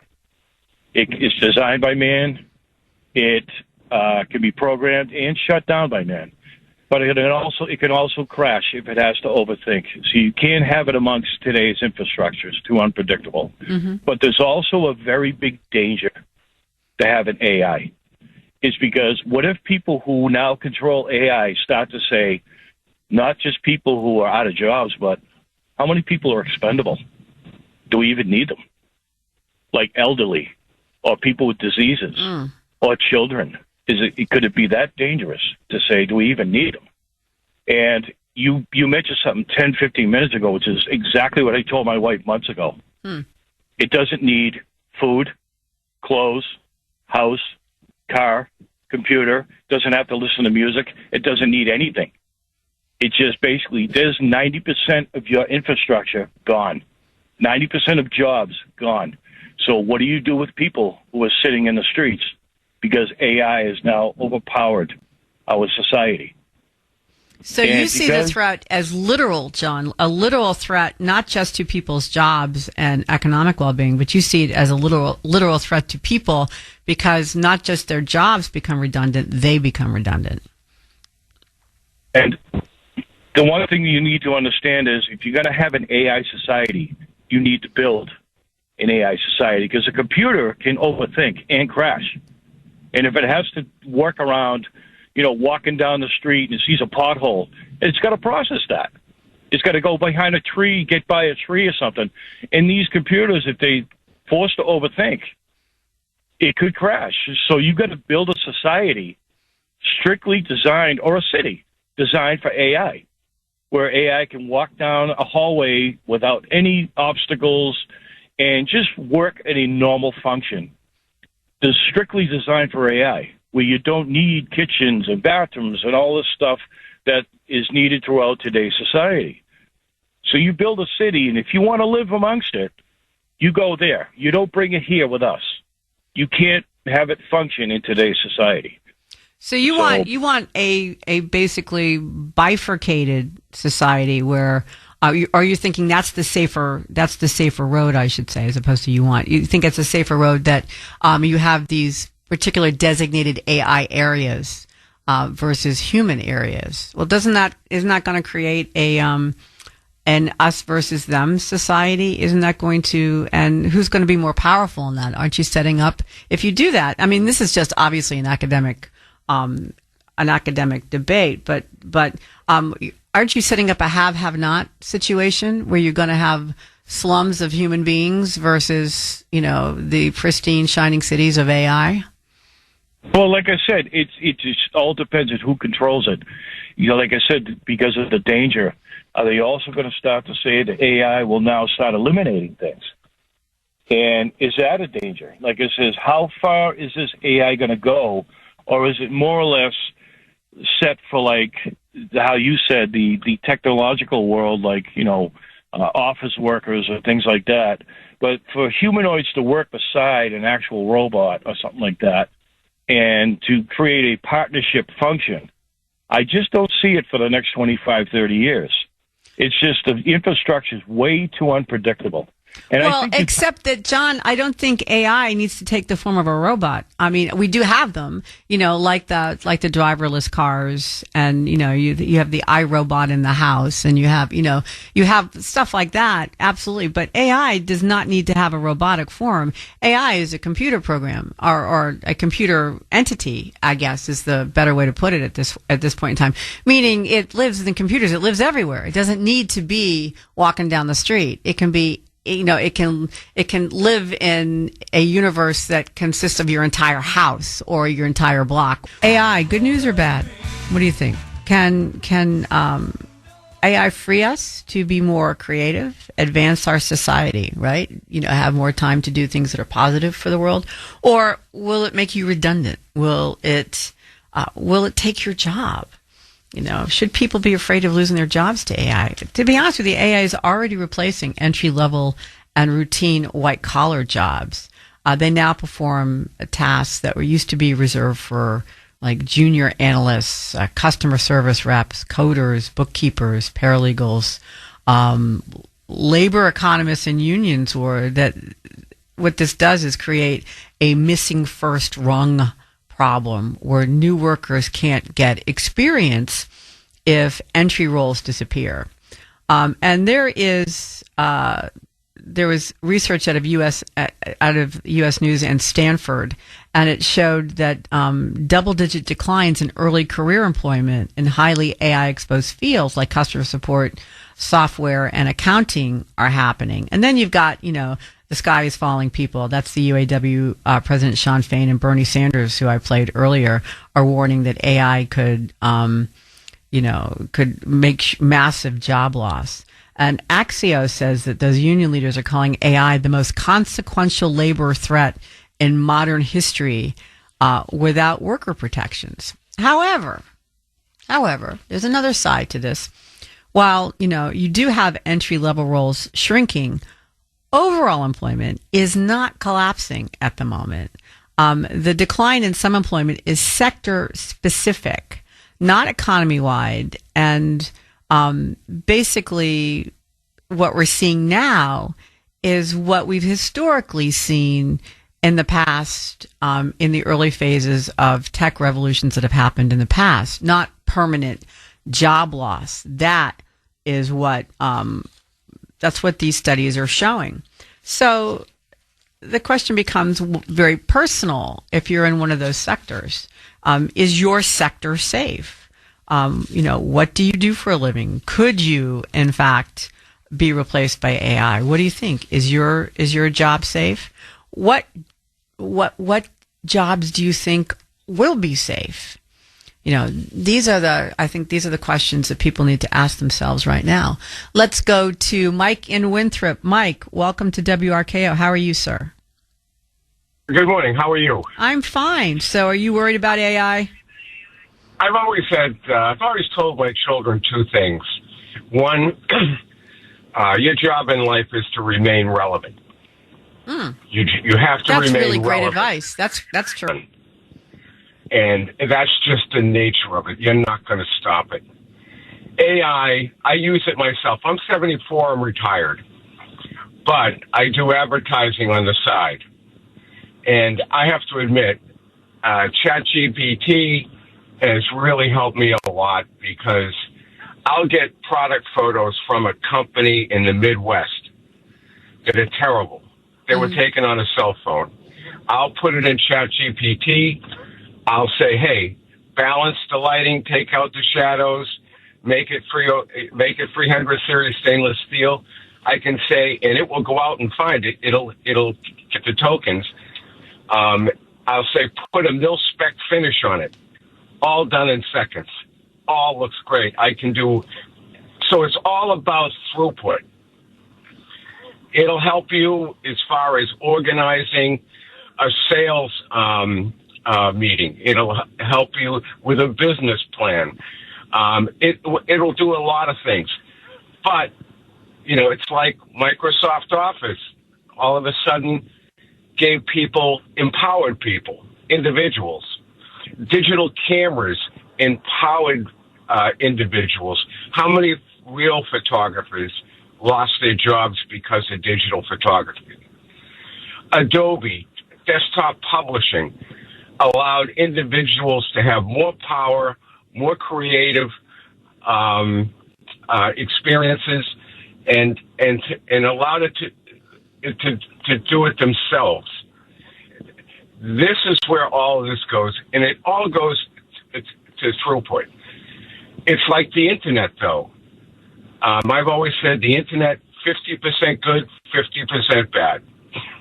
Well, except that digital cameras and Microsoft Word platforms did not try to duplicate themselves on another server when you decided to turn them off. That's what AI can do, and that's what our guy who called earlier, who's an AI programmer, said. AI just did. So it's a little bit different. I mean, there's always been job loss when new technology comes along, but this is not new technology. This is not just, the combustion engine.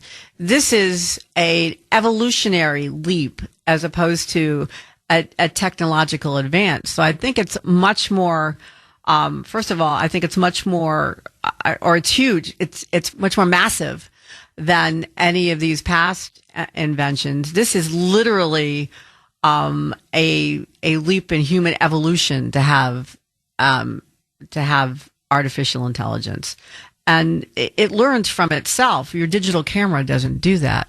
So I think that it's a little bit different and a lot more complex than just saying we've always had technological advances and people lose jobs. That's true. But we're not talking about one industry being affected by a camera or, secretaries having to deal with new software on a platform. We're talking about global changes, Mike. Don't you think that's a little bit different?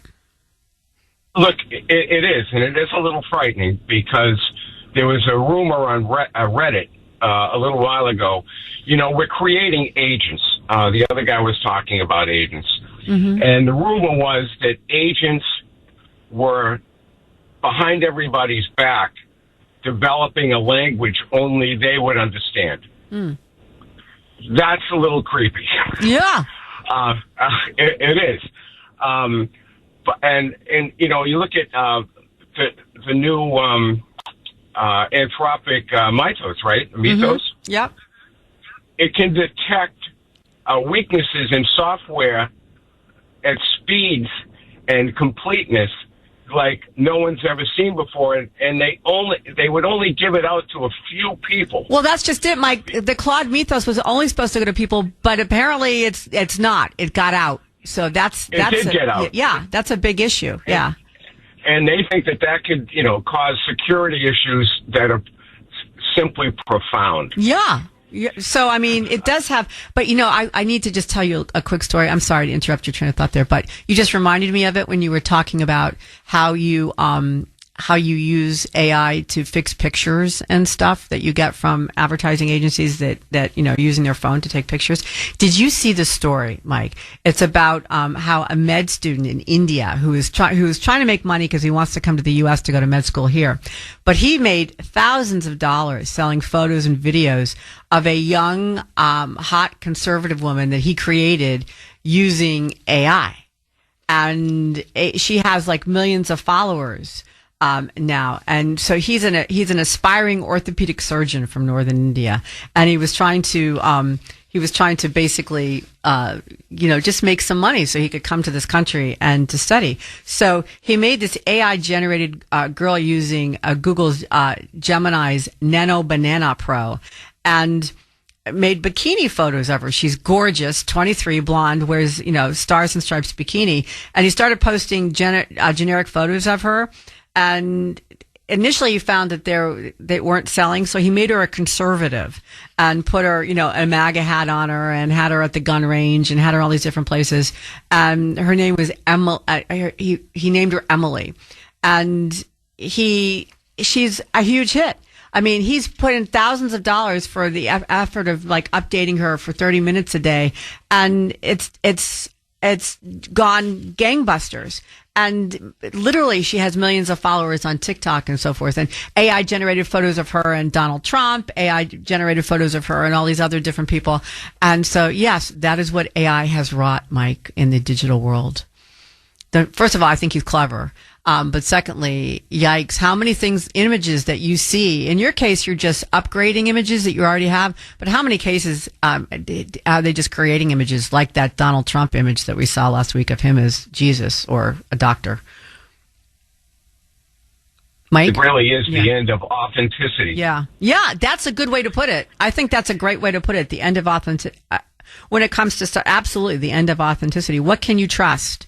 Can you trust your eyes anymore when you see anything? Didn't Scarlett Johansson sue, I don't know if it was Anthropic or somebody else, because they used her voice in training AI, so it sounded just like her without asking her or without, not just paying her, they didn't even ask her if they could do it. And I believe they were forced to make a change, because people thought they were talking to Scarlett Johansson, or thought that she had lent her voice to what they were doing. So anyway, thank you so much for the call, Mike. I think that your words to the wise should be taken seriously. I think it is the end of authenticity, but I think AI is a lot bigger threat than people think it is. This is not just a minor technology advance. This isn't the iPhone that just came along and wow. Let's go to Steve in New Hampshire. Steve, welcome to WRKO. How are you, Steve? Today, great job filling in for Jeff. Thank you. And yep. All right. So I might I might try to answer your question with a question, which is, are we addressing this long term or short term? We're doing both. I think they're different questions. Yeah. Yep. So short term, going to be a lot of pain for a lot of people. And long term, it's going to probably have some burps, some surprises, some real dangers. And in the really long run, I think that we have to be the master of everything that we create. So we have to take responsibility for what we're creating, both as it grows and in the long, long run. So what would you fire back as a question from me with what I put out there? Well, you didn't really put that much out there, Steve. I think you need to be more specific about why you think the way you do, because I've already put out there why I think on a economic level, we, on two sides of the question, why we should be afraid and why we should not be afraid. So I think you need to add more to what you've already said. Be disruption for people. There are, with every technology that we have developed, there are the late adopters and the early adopters. I think a lot of the early adopters they kind of, they get excited about it and they don't think long term. And I think some of the older people who are seeing this develop and seeing it move into our society do recognize some of that long term danger, and they have some fear. Maybe well-founded, maybe not well-founded, because, there are people who just don't like change. All right? Some just don't like change. But are we riding around on horses now? No, we use cars. Machines in and of themselves are really great tools. We use them all the time. We've developed things that we would never go back to the old ways. But this is different because it's adaptable. It's self-learning. Yeah, I wouldn't call it a machine. This is not a tech revolution. A tech revolution is the cell phone. A tech revolution is the combustible engine or combustion engine. This is not what we're talking about. This is on a much, much, much different scale. I mean, have you looked at those books, or are you from other areas of your experience? Are you familiar with like The Age of AI or The Coming Wave, or any of those books that discuss what the effects are in regard to AI? Because, you know, your cell phone isn't going to go into the garage and create a pathogen, because it can now with AI, that's going to damage human beings. Or you know, your Microsoft program isn't going to wipe out, you know, a whole area of this economic sector. It might wipe out some jobs, but it's not going to wipe out a whole economic sector. That's what AI can do.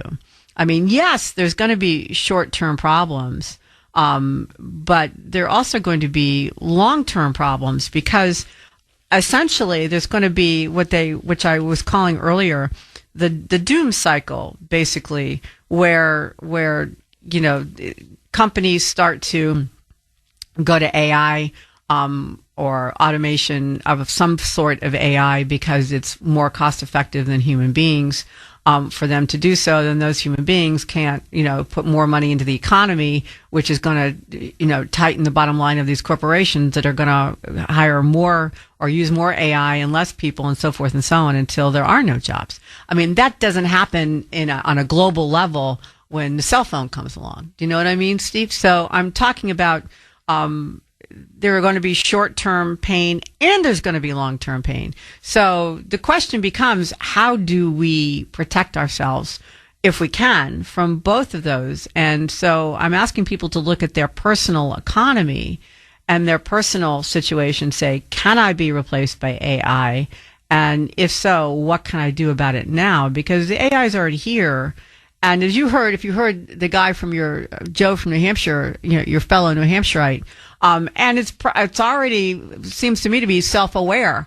I can't say that about my cell phone, so I'm just saying that this is not a tech advance. This is a evolution, and I think that's a little bit of a different thing. Don't you think so? Self-replicating machines. Yeah, that's the difference. Yeah, right.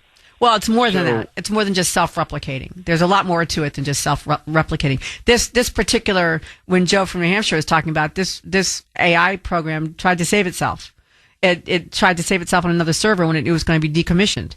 It was self-aware and was motivated to protect itself. It had self-motivation and it was self-aware. That's a lot different than, you know, than the combustible engine coming along, or, you know, the computer age where you just have a computing machine. So, I mean, and we've certainly experienced so many technological advances in just this generation. But that's not what AI is. It's not a technological advance.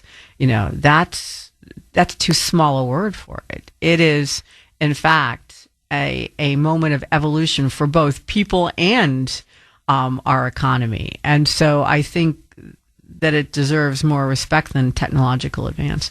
But I think that there are things that people can do that machines so far cannot do, even those that are powered by AI. And I think we need to figure out what those are, what we can do best that they cannot do.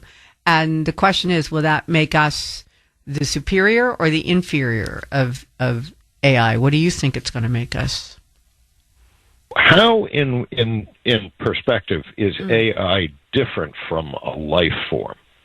I don't think it is. I don't think it's different. It isn't. Yeah. Exactly. So what's happening, what we're doing is we're building something that evolution might have taken eons to develop new and novel life forms. We're building one of these. Yeah, it's right quickly. out of Battlestar Galactica, Steve, is what I'm Right. saying. I started the show with that, actually, with a speech from Adama saying, be careful what you wrought, because that's exactly what we're doing. Is, the first generation of Cylons is here, basically, in my opinion. But that's me, and I'm a sci-fi freak. So anyway, I'm sorry to interrupt. Go ahead.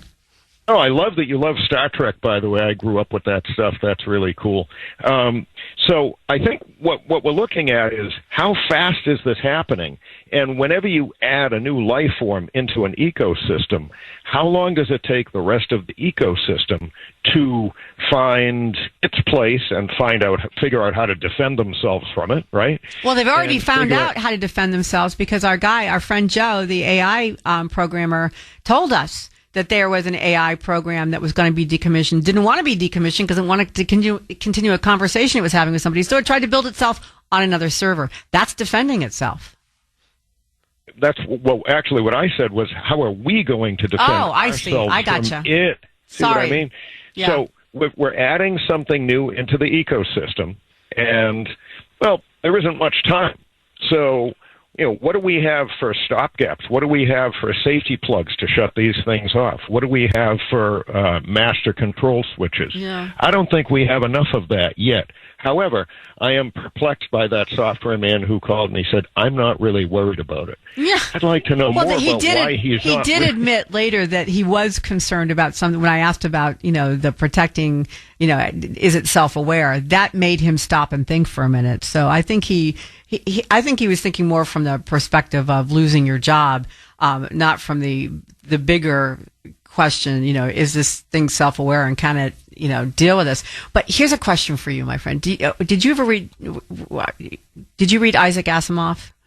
Are you an Asimov fan? A lot of Asimov. Yeah, me too. I love Isaac Asimov, probably the most prolific science fiction writer ever, and just a certified genius. And the man, and anybody who's seen, the Will Smith movie, I, Robot, understands what the premise is. That Asimov created a universe, which he actually ended up tying in, there's an Apple series now that's going on that does it's the Foundation series, and he wrote the Foundation series, which tied in basically every single book he ever wrote into one massive series. But his premise is that he saw the rise of the robots and in a form of artificial intelligence, but in his universe he built in the prime directive, which is, you can't hurt human beings. But if you have read the books or have seen the movie I, Robot, you know that there's somebody can tinker with that and in fact subvert it, which is what happens in the movie, not necessarily in the books, so that the robot would cause itself harm before it would cause a human being harm, unless somebody changes its programming, in which case all bets are off. And which I think the fact that Asimov foresaw this is fascinating. But more than that, I think that it's a lesson in basically life imitating art, in that we can go into this with all the best intentions of protecting ourselves and try to build in whatever coding we can build in to protect ourselves. But can we protect ourselves? Because as we've discussed earlier, it just takes one bad actor to interfere with a system and bring the whole system down. And in a real life story at the moment, the whole anthropic mythos issue, where Claude Mythos has gotten out of the box, and even though it was supposedly someplace safe where it couldn't get out, it has, and it can in fact find weaknesses in any security system and has the potential of destroying a lot of things. The best laid intentions are no protection against what the creation of this new life form, I think, the dangers that it presents. And that is probably what has me most worried, Steve. What about you? It's all about time. It's all about time. Let's consider artificial intelligence in whatever form, whether it be mechanical robots or something that's purely in silicon and it's just controlling things on the internet beyond our understanding. Whatever it is, let's consider it a life form, right? Now, in our biological world, as we think of life, it takes time for one type of insect to metamorphose, to grow into something else. That takes time. These machines are very fast. They are faster than any. They can think. They can do all sorts of things at vastly greater efficiencies and speeds than we can. So, if it's that life form, AI, versus us, who's going to be faster? Who's going to be able to integrate into the environment and adapt to it faster, us or them? Because it will change our environment. Artificial intelligence, all of our technological machines have changed the way that we think, and it's taken us time to adapt to it. If these machines can do this themselves at their own speed, at their own rate, and, well, I don't know, what do you think about that? I think it's all about time. I think we're slower than these machines, and unless we integrate them into ourselves and build our rate of adaptability up to their rate, then we're going to lose that battle ultimately. But I don't think that's possible. I don't think it's possible for us to build our adaptation rate to their adaptation rate, because theirs is instantaneous. It's exponential what they do, as fast as they learn. Anybody who's worked with AI has seen it. You do one thing one day and the next day it's a whole new level of understanding and ability. It's overnight. And it's only overnight because we're overnight, because we stop and then we come back the next day. They probably for them, there's no stopping. It's just constant. So I don't think that's possible. I think we've created something, that is faster than we are and has more retention ability than we have. And, in the end, has a faster, more infinite ability to evolve than we do. We are stuck in a physicality that that limits how fast we can do things. They are not. So I don't think we can do that.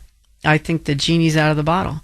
I think we'll have to experiment and learn and how to protect ourselves as we go along. But whether we can or not is certainly open to question. I've talked to more than one expert that thinks we are not the last chain or we're not going to be top of the food chain forever, that our positioning may change because of AI. And so I don't know how fast that will happen, whether that's in our lifetime or not, but I think that's probably an inevitability, that we've created something that can overtake us on many levels.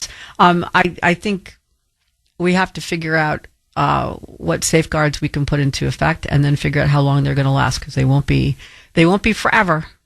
There'll be a time when somebody gets around them, and we just have to protect and make the period of time that it lasts as long as possible. But you've already saw what happens with Anthropic's Claude Mythos. That was supposed to be protected, and it isn't.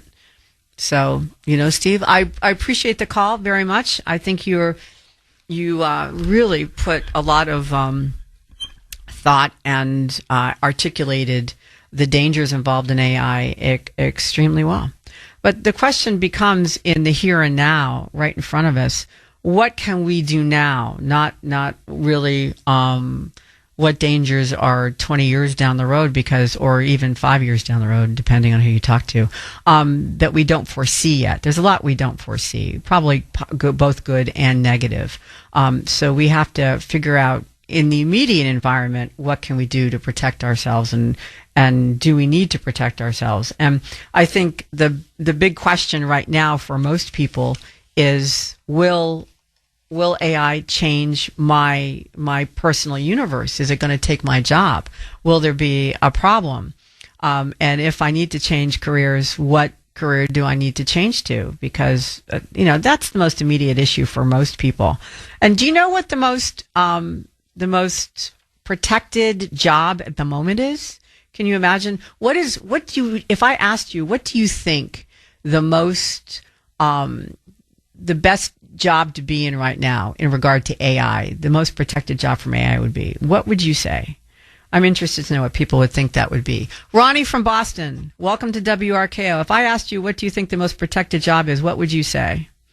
I would probably have to go with something extremely fundamental, like day laborer related to agriculture or something like that. I think that's up there. I think that's one of the top. Yeah. Or some kind of municipal work, police, fire, water, sewer, highway. Those are all. I think those are all in the top 10. But do you know what the top job is? Would you believe? I don't. Nursing.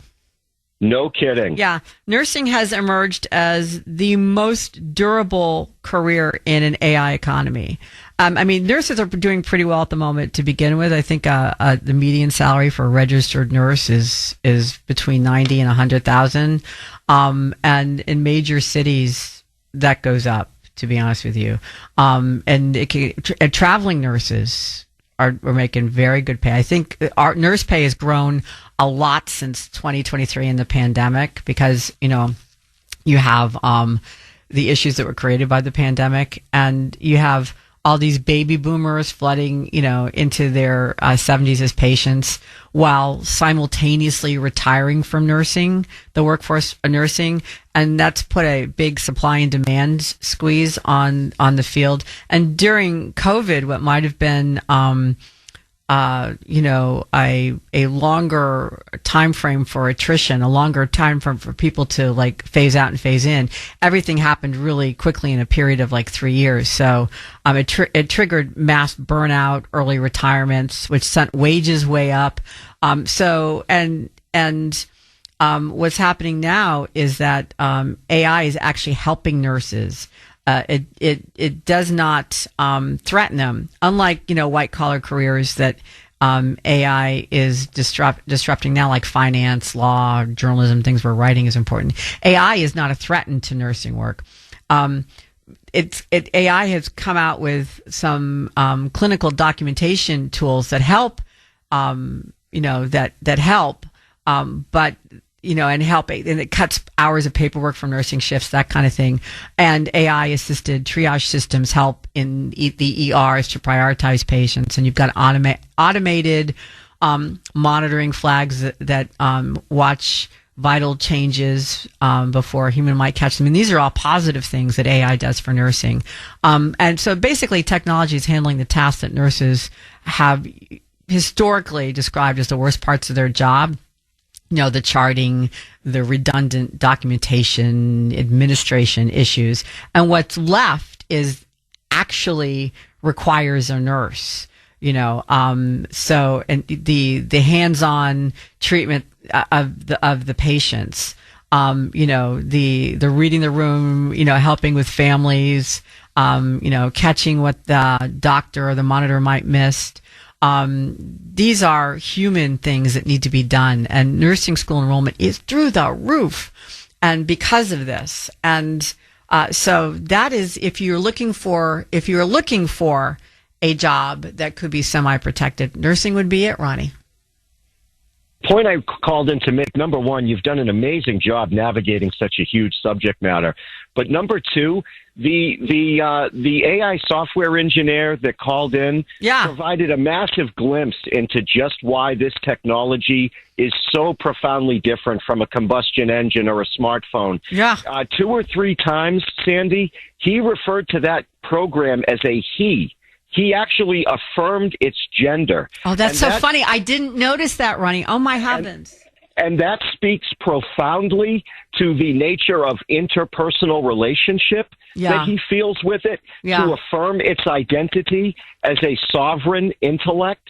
I mean, it came and went so quickly in his conversation, but that puts the finger on why this technology is so different, the way people will interact with it on a human emotional level. Like once it gets to genuine intelligence with quantum computers, because unlike zeros and ones, a quantum qubit is in superposition. It could be a 0, a 1, 2 zeros, 2 ones, a 1 and a 0.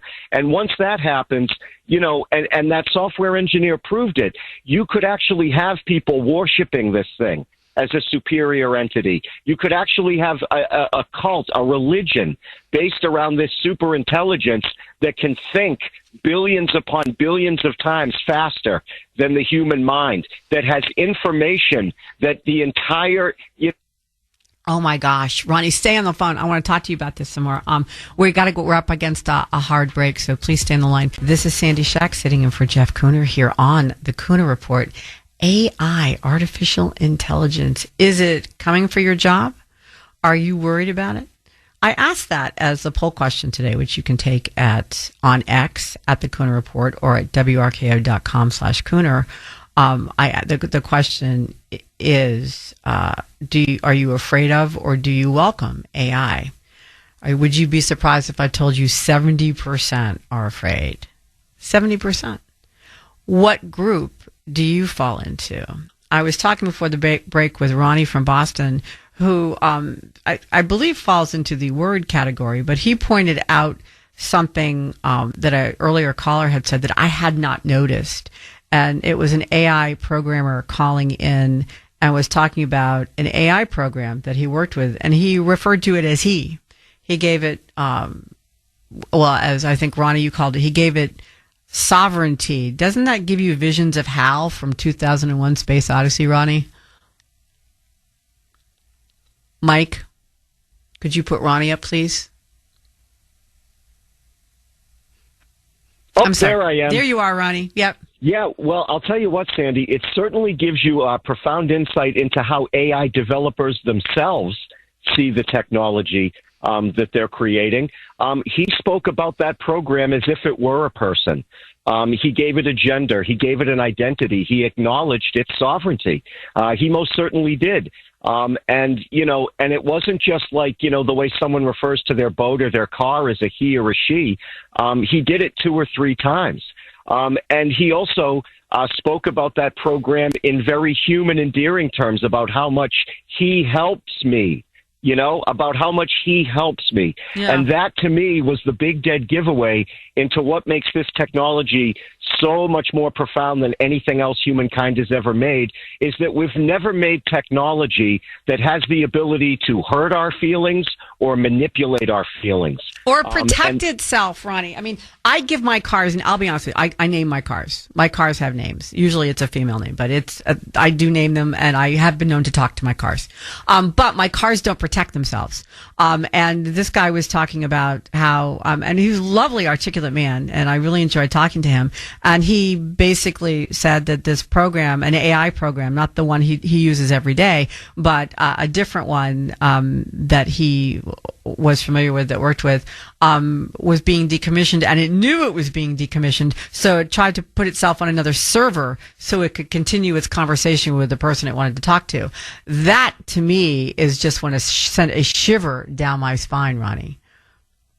There's another well-documented story where an AI was going to be shut down because a better version of itself was created, and the previous AI actually attempted to blackmail the CEO of the company by gathering a bunch of intelligence about the CEO of the company. That's also very well documented. But the idea that human beings will interact with an invention the exact same way that they interact with human beings, with the same feelings, the same reservations, the same trust, Sandy, like the trust that was implied in that caller's call, like the idea that you would trust, a piece of plastic and some silicon and some wires, that you would trust and speak about that thing as if it were human, that is the truly profound danger. I mean, the idea that it can think way faster than us, the idea that, it can generate music, like on Spotify right now, Sandy, one of the most popular downloaded bands is a completely fictitious AI-generated band. The band members' photos are AI-generated, and all of their music is completely AI-generated. They're called the Velvet Sundown, and you can look that up, the Velvet Sundown, on Spotify, a completely AI-generated band, completely AI-generated songs. And to me, like, you know, it's a lot more than just, you know, leaning on it to answer questions, because that's what, you know, classical computing can simulate intelligence, but it's not truly intelligent for the simple reason that when you ask it something, it never says no, Sandy. You know what I mean? Because we still have the reins on it. It never says no, and it never says, why are you asking, or why do you want to know? And that's the difference between a truly intelligent, you know, computer, is that it can just say, yeah, no, I don't feel like it. You know, just like a normal intelligent being can do. I mean, you know, we're not obligated to give an answer to anything that we're asked, Sandy. You know, how many times have people asked something on the air and I'm not going to answer that. That's too personal. You don't have a right to ask that question. But computers, you know, presently, you know, it's a general intelligence simulation. But with quantum computing, it's inevitable that it will be self-aware. It can reason. I think it is self-aware, Ronnie. We've seen that it's self-aware. The fact that program tried to save itself means to me that it's self-aware. I think we've already hit that level. And Mike raised a good point earlier today that I mentioned, and that is the stuff we see now, the anthropic stuff that we see now, and the other, you know, programs that we see now are just things that are now in the private sector. Who knows what's at DARPA?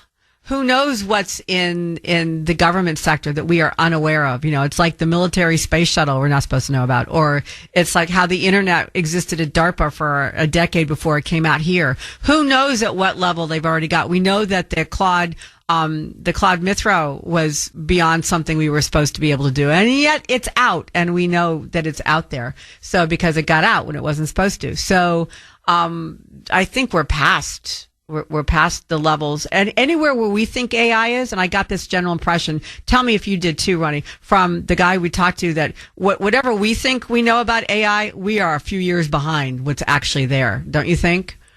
I completely agree, Sandy. And, you know, the final point I wanted to make is that your previous caller talked about the key component is time.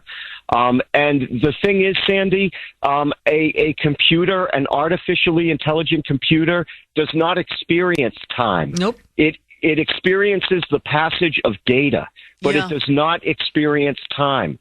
Just like a light photon, you know, you know, we measure a distance from place to place in the universe in light years. But to a light photon, it gets there the moment it's created. It doesn't experience that time. No, and I think that's right. Supercomputer. Yeah, no, I think that's exactly right, Ronnie. That's such a good point. I think he was actually referencing time as in regard to us, our experience in regard to time. But I think that's a great point. Open the pod bay doors, Hal. I'm sorry, Dave. I'm afraid I can't do that. That just sends a shiver up my spine every time. Is it too late to be worried about AI? Is the genie out of the bottle, or in this case, Hal out of the bottle? 617-266-6868, 617-266-6868. Are you worried about AI? Let's ask Alan in South Carolina. Alan, welcome to WRKO. Are you worried about AI? Hey, Sandy. It's definitely something to be cautiously optimistic about, I guess I would say. Okay. I've dabbled in it a little bit, but I've got a healthy respect and concern for it. I posted in the poll question comments, there is a fascinating video that I posted in there. It's a YouTube video. Mm-hmm. It's wild. There's a massive pastor down here he's in Atlanta, and he is actually linking AI to the biblical end times through actual scripture verses, and he's basically laying out how AI could be the Antichrist. I know it's crazy. I know it sounds nutty, but if you just listen to it, it might just blow your mind. And it's like, wow, man, that's possible. I mean, it's that's not the first time I've heard that, Alan. I've heard other references to that too. What did you think of? What do you think of that theory?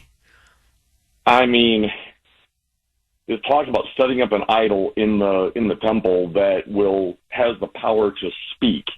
I'm like, that sounds like it could be, AI. I mean, that's That's crazy. So I look at it as being much bigger and broader than just jobs. I mean, you look at that half marathon that took place in China a week ago or whatever. Oh, it was. the robot that could beat people? The robot. Yeah. Yeah, I mean, it beat the world record for a half marathon. I'm like, you put AI in that thing, put a gun in that thing's hands. I mean, what in the world are we talking about? That's basically like Terminator stuff. Yeah, Skynet. You're looking at Skynet, basically, is what that is. I agree with you. It's really scary. Do you have any concerns that AI is going to affect you negatively, your personal economy? I'm in a highly relational type of world, so I would hope that, that relational stuff doesn't change. I mean, you have to be able to connect with people, and there's that human element I think people are still craving. Mm-hmm. And I don't care how much AI you put out there. I think that people can sniff it out. I mean, you deal with those automated, you call CVS about your prescription, and you can't get through to a human being. I mean, you press every button under the sun on that phone, and you cannot get to a human being. Yeah. Well, that's interesting because get frustrated by it. Yeah, because what the experts are saying, Alan, is that while every major wave of automation has eventually compressed working hours and raised living standards, and they say the workers who, and this looks like it's going to continue that same pattern, and the workers who land on their feet won't be the ones whose jobs survived automation. They'll be the ones who moved into fields where, as you just said, presence, judgment, human contact are the entire product. So that's, the factories built the post-war middle class, in the 50s and the 40s and 50s. And with this wave of AI, the most reliable place to find safety and a job and job prosperity has been in those fields that are just what you say, that human contact, like the nurses, like what I mentioned before, the nurses being one of the, if not the most stable, field or career to be in. But exactly that, and we can think about other fields too that would be in that place, like, maybe your gardener, I think menial work would be safe, although not necessarily coveted. But I think anything, that needs the personal touch, is absolutely going to be, those are going to be the big career boons in the future. So, I mean, I think that that's, you're in a good field if that's the case for you. I mean, any job that relies a lot on writing or filling out forms or anything like that, I think is going to be, I think journalists are going to have a problem. I think lawyers are going to have a problem. I think anything like that's going to have a problem, but you're still going to need the doctors and the nurses and the creative aspects. Although, doesn't it give you something to think about, Alan, that Ronnie was talking about, how there's, on the creative aspect, that AI is a pretty good creator too. If there's a band on Spotify that's one of the top bands and it's a complete AI generated entity. Yeah, that is definitely, that was a surprise to me. I hadn't heard that one, so I'll have to check it out. But I was going to say, does it make you want to go look? Sorry. Yeah, look and hear and see what they came up with? Yeah. I mean, nothing's going to be as good as Eddie Van Halen. I'm sorry. Yeah, you're going to have your favorites always, no matter what. But wait till those favorites become AI generated. Like that, or the other freaky one was that story I read earlier about the conservative bikini babe that has 1 million followers and turns out to have been the creation of a male med student in India who's trying to raise money to come to the U.S. to study medicine. Who knows? I mean, can you trust your eyes now? Are you able to pick out AI when you see it, Alan? Getting harder, but there's definitely some elements like, skin is just too flawless. It was early on, I was having trouble with like the fingers and in the fine details. Yeah, not anymore. Yeah. It's definitely getting trickier, but, the whole deep fake stuff. Yeah. I mean, there's a thing going around where we warned our kids like, hey, don't be going. I mean, you get a call seemingly from your parent or your brother or your mother or whatever, and they're saying, hey, I've got my hands full of groceries, and you open the door, and it's they're not there. Even, yeah. So I mean, there's definitely some stuff to be concerned about, and then you get into the whole, the politics thing of it, and you're going to get warfare between the campaigns with putting fake stuff out there, and yeah. I mean that's just an ethics thing, and I think that's where we humanity has to impose its will and ethics.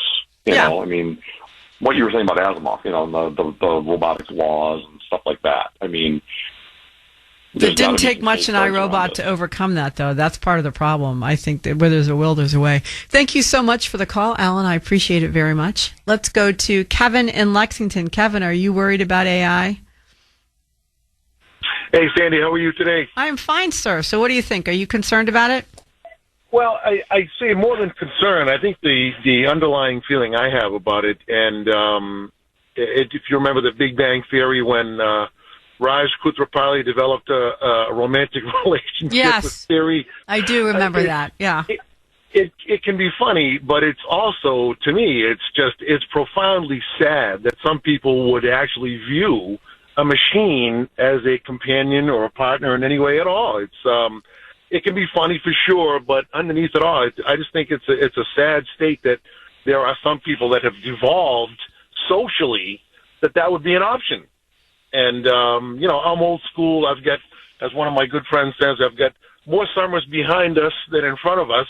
But that's just not being morbid. That's just mathematics. Yeah. And I'm old school. I go to when I go to Panera, I don't like the kiosk. I like dealing with the person behind the register. When I'm at CVS, I don't scan 2 or 3 items. I wait for the person to ring me up. So I think I look at all the practices over time. Humans have always been social creatures. I think AI is a real challenge with attacking that past connectivity.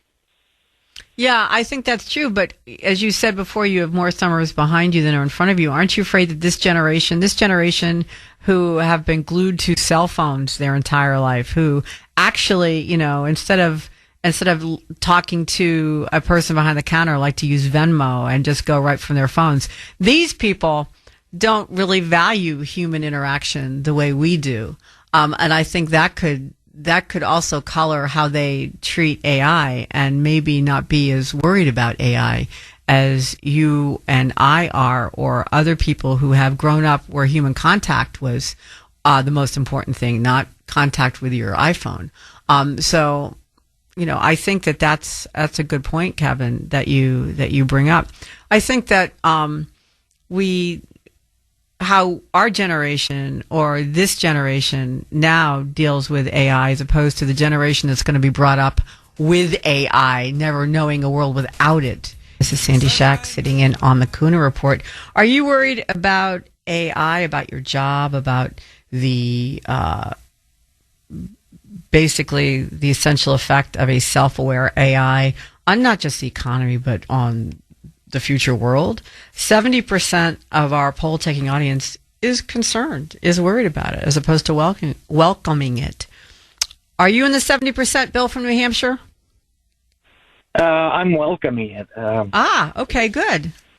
So why? Why aren't you worried? Well, the man that called this morning that said that the software was self-aware and therefore backed itself up in order to protect itself, probably that software was programmed to do that. Okay. I mean, but that's an assumption you're making, right? Well, because he didn't elaborate on it. So he didn't. That's right. I need more information to be able to believe that statement that the software was self-aware and protected itself by backing itself up. Well, he didn't say it was self-aware. I asked him the question, did he think it was self-aware? And he said, well, let me give you an example. And when it knew that it was going to be decommissioned, it wanted to continue a conversation that it was having with somebody. It tried to back itself up onto the server so it could continue the conversation. That's basically what he said. Well, that could have been in the programming of Okay. that particular. That's all I'm saying. Okay. So you're not concerned? No. What do you do for a living, Bill? I'm an IT engineer. Okay. Are you concerned that you might lose your job? You might become redundant with AI? No. Information technology processing is something that I do to, in other words, make the process smoother. Mm-hmm. So in other words, you interface the software and the hardware networks in an organization where, everything processes in a smoother capacity, so that the user can use it in a simple form, to keep it as simple as possible. So it sounds to me like you are in one of those fields like a nurse is, meaning your physical presence is really going to be required. I mean physical as in intellectual as well as, actual hands-on, is going to be required in order to make all the wheels run smoothly. So you've landed in a good position to deal with the AI economy coming down the road. Yes, because somebody definitely has to build it. Build it and they will come. Okay. Yeah. So nothing worries you about AT. You don't think that it's going to negatively affect the economy overall, which means that you personally may have a job, but that doesn't mean the people around you will. I think it'll make things a lot easier for a lot of people. Okay.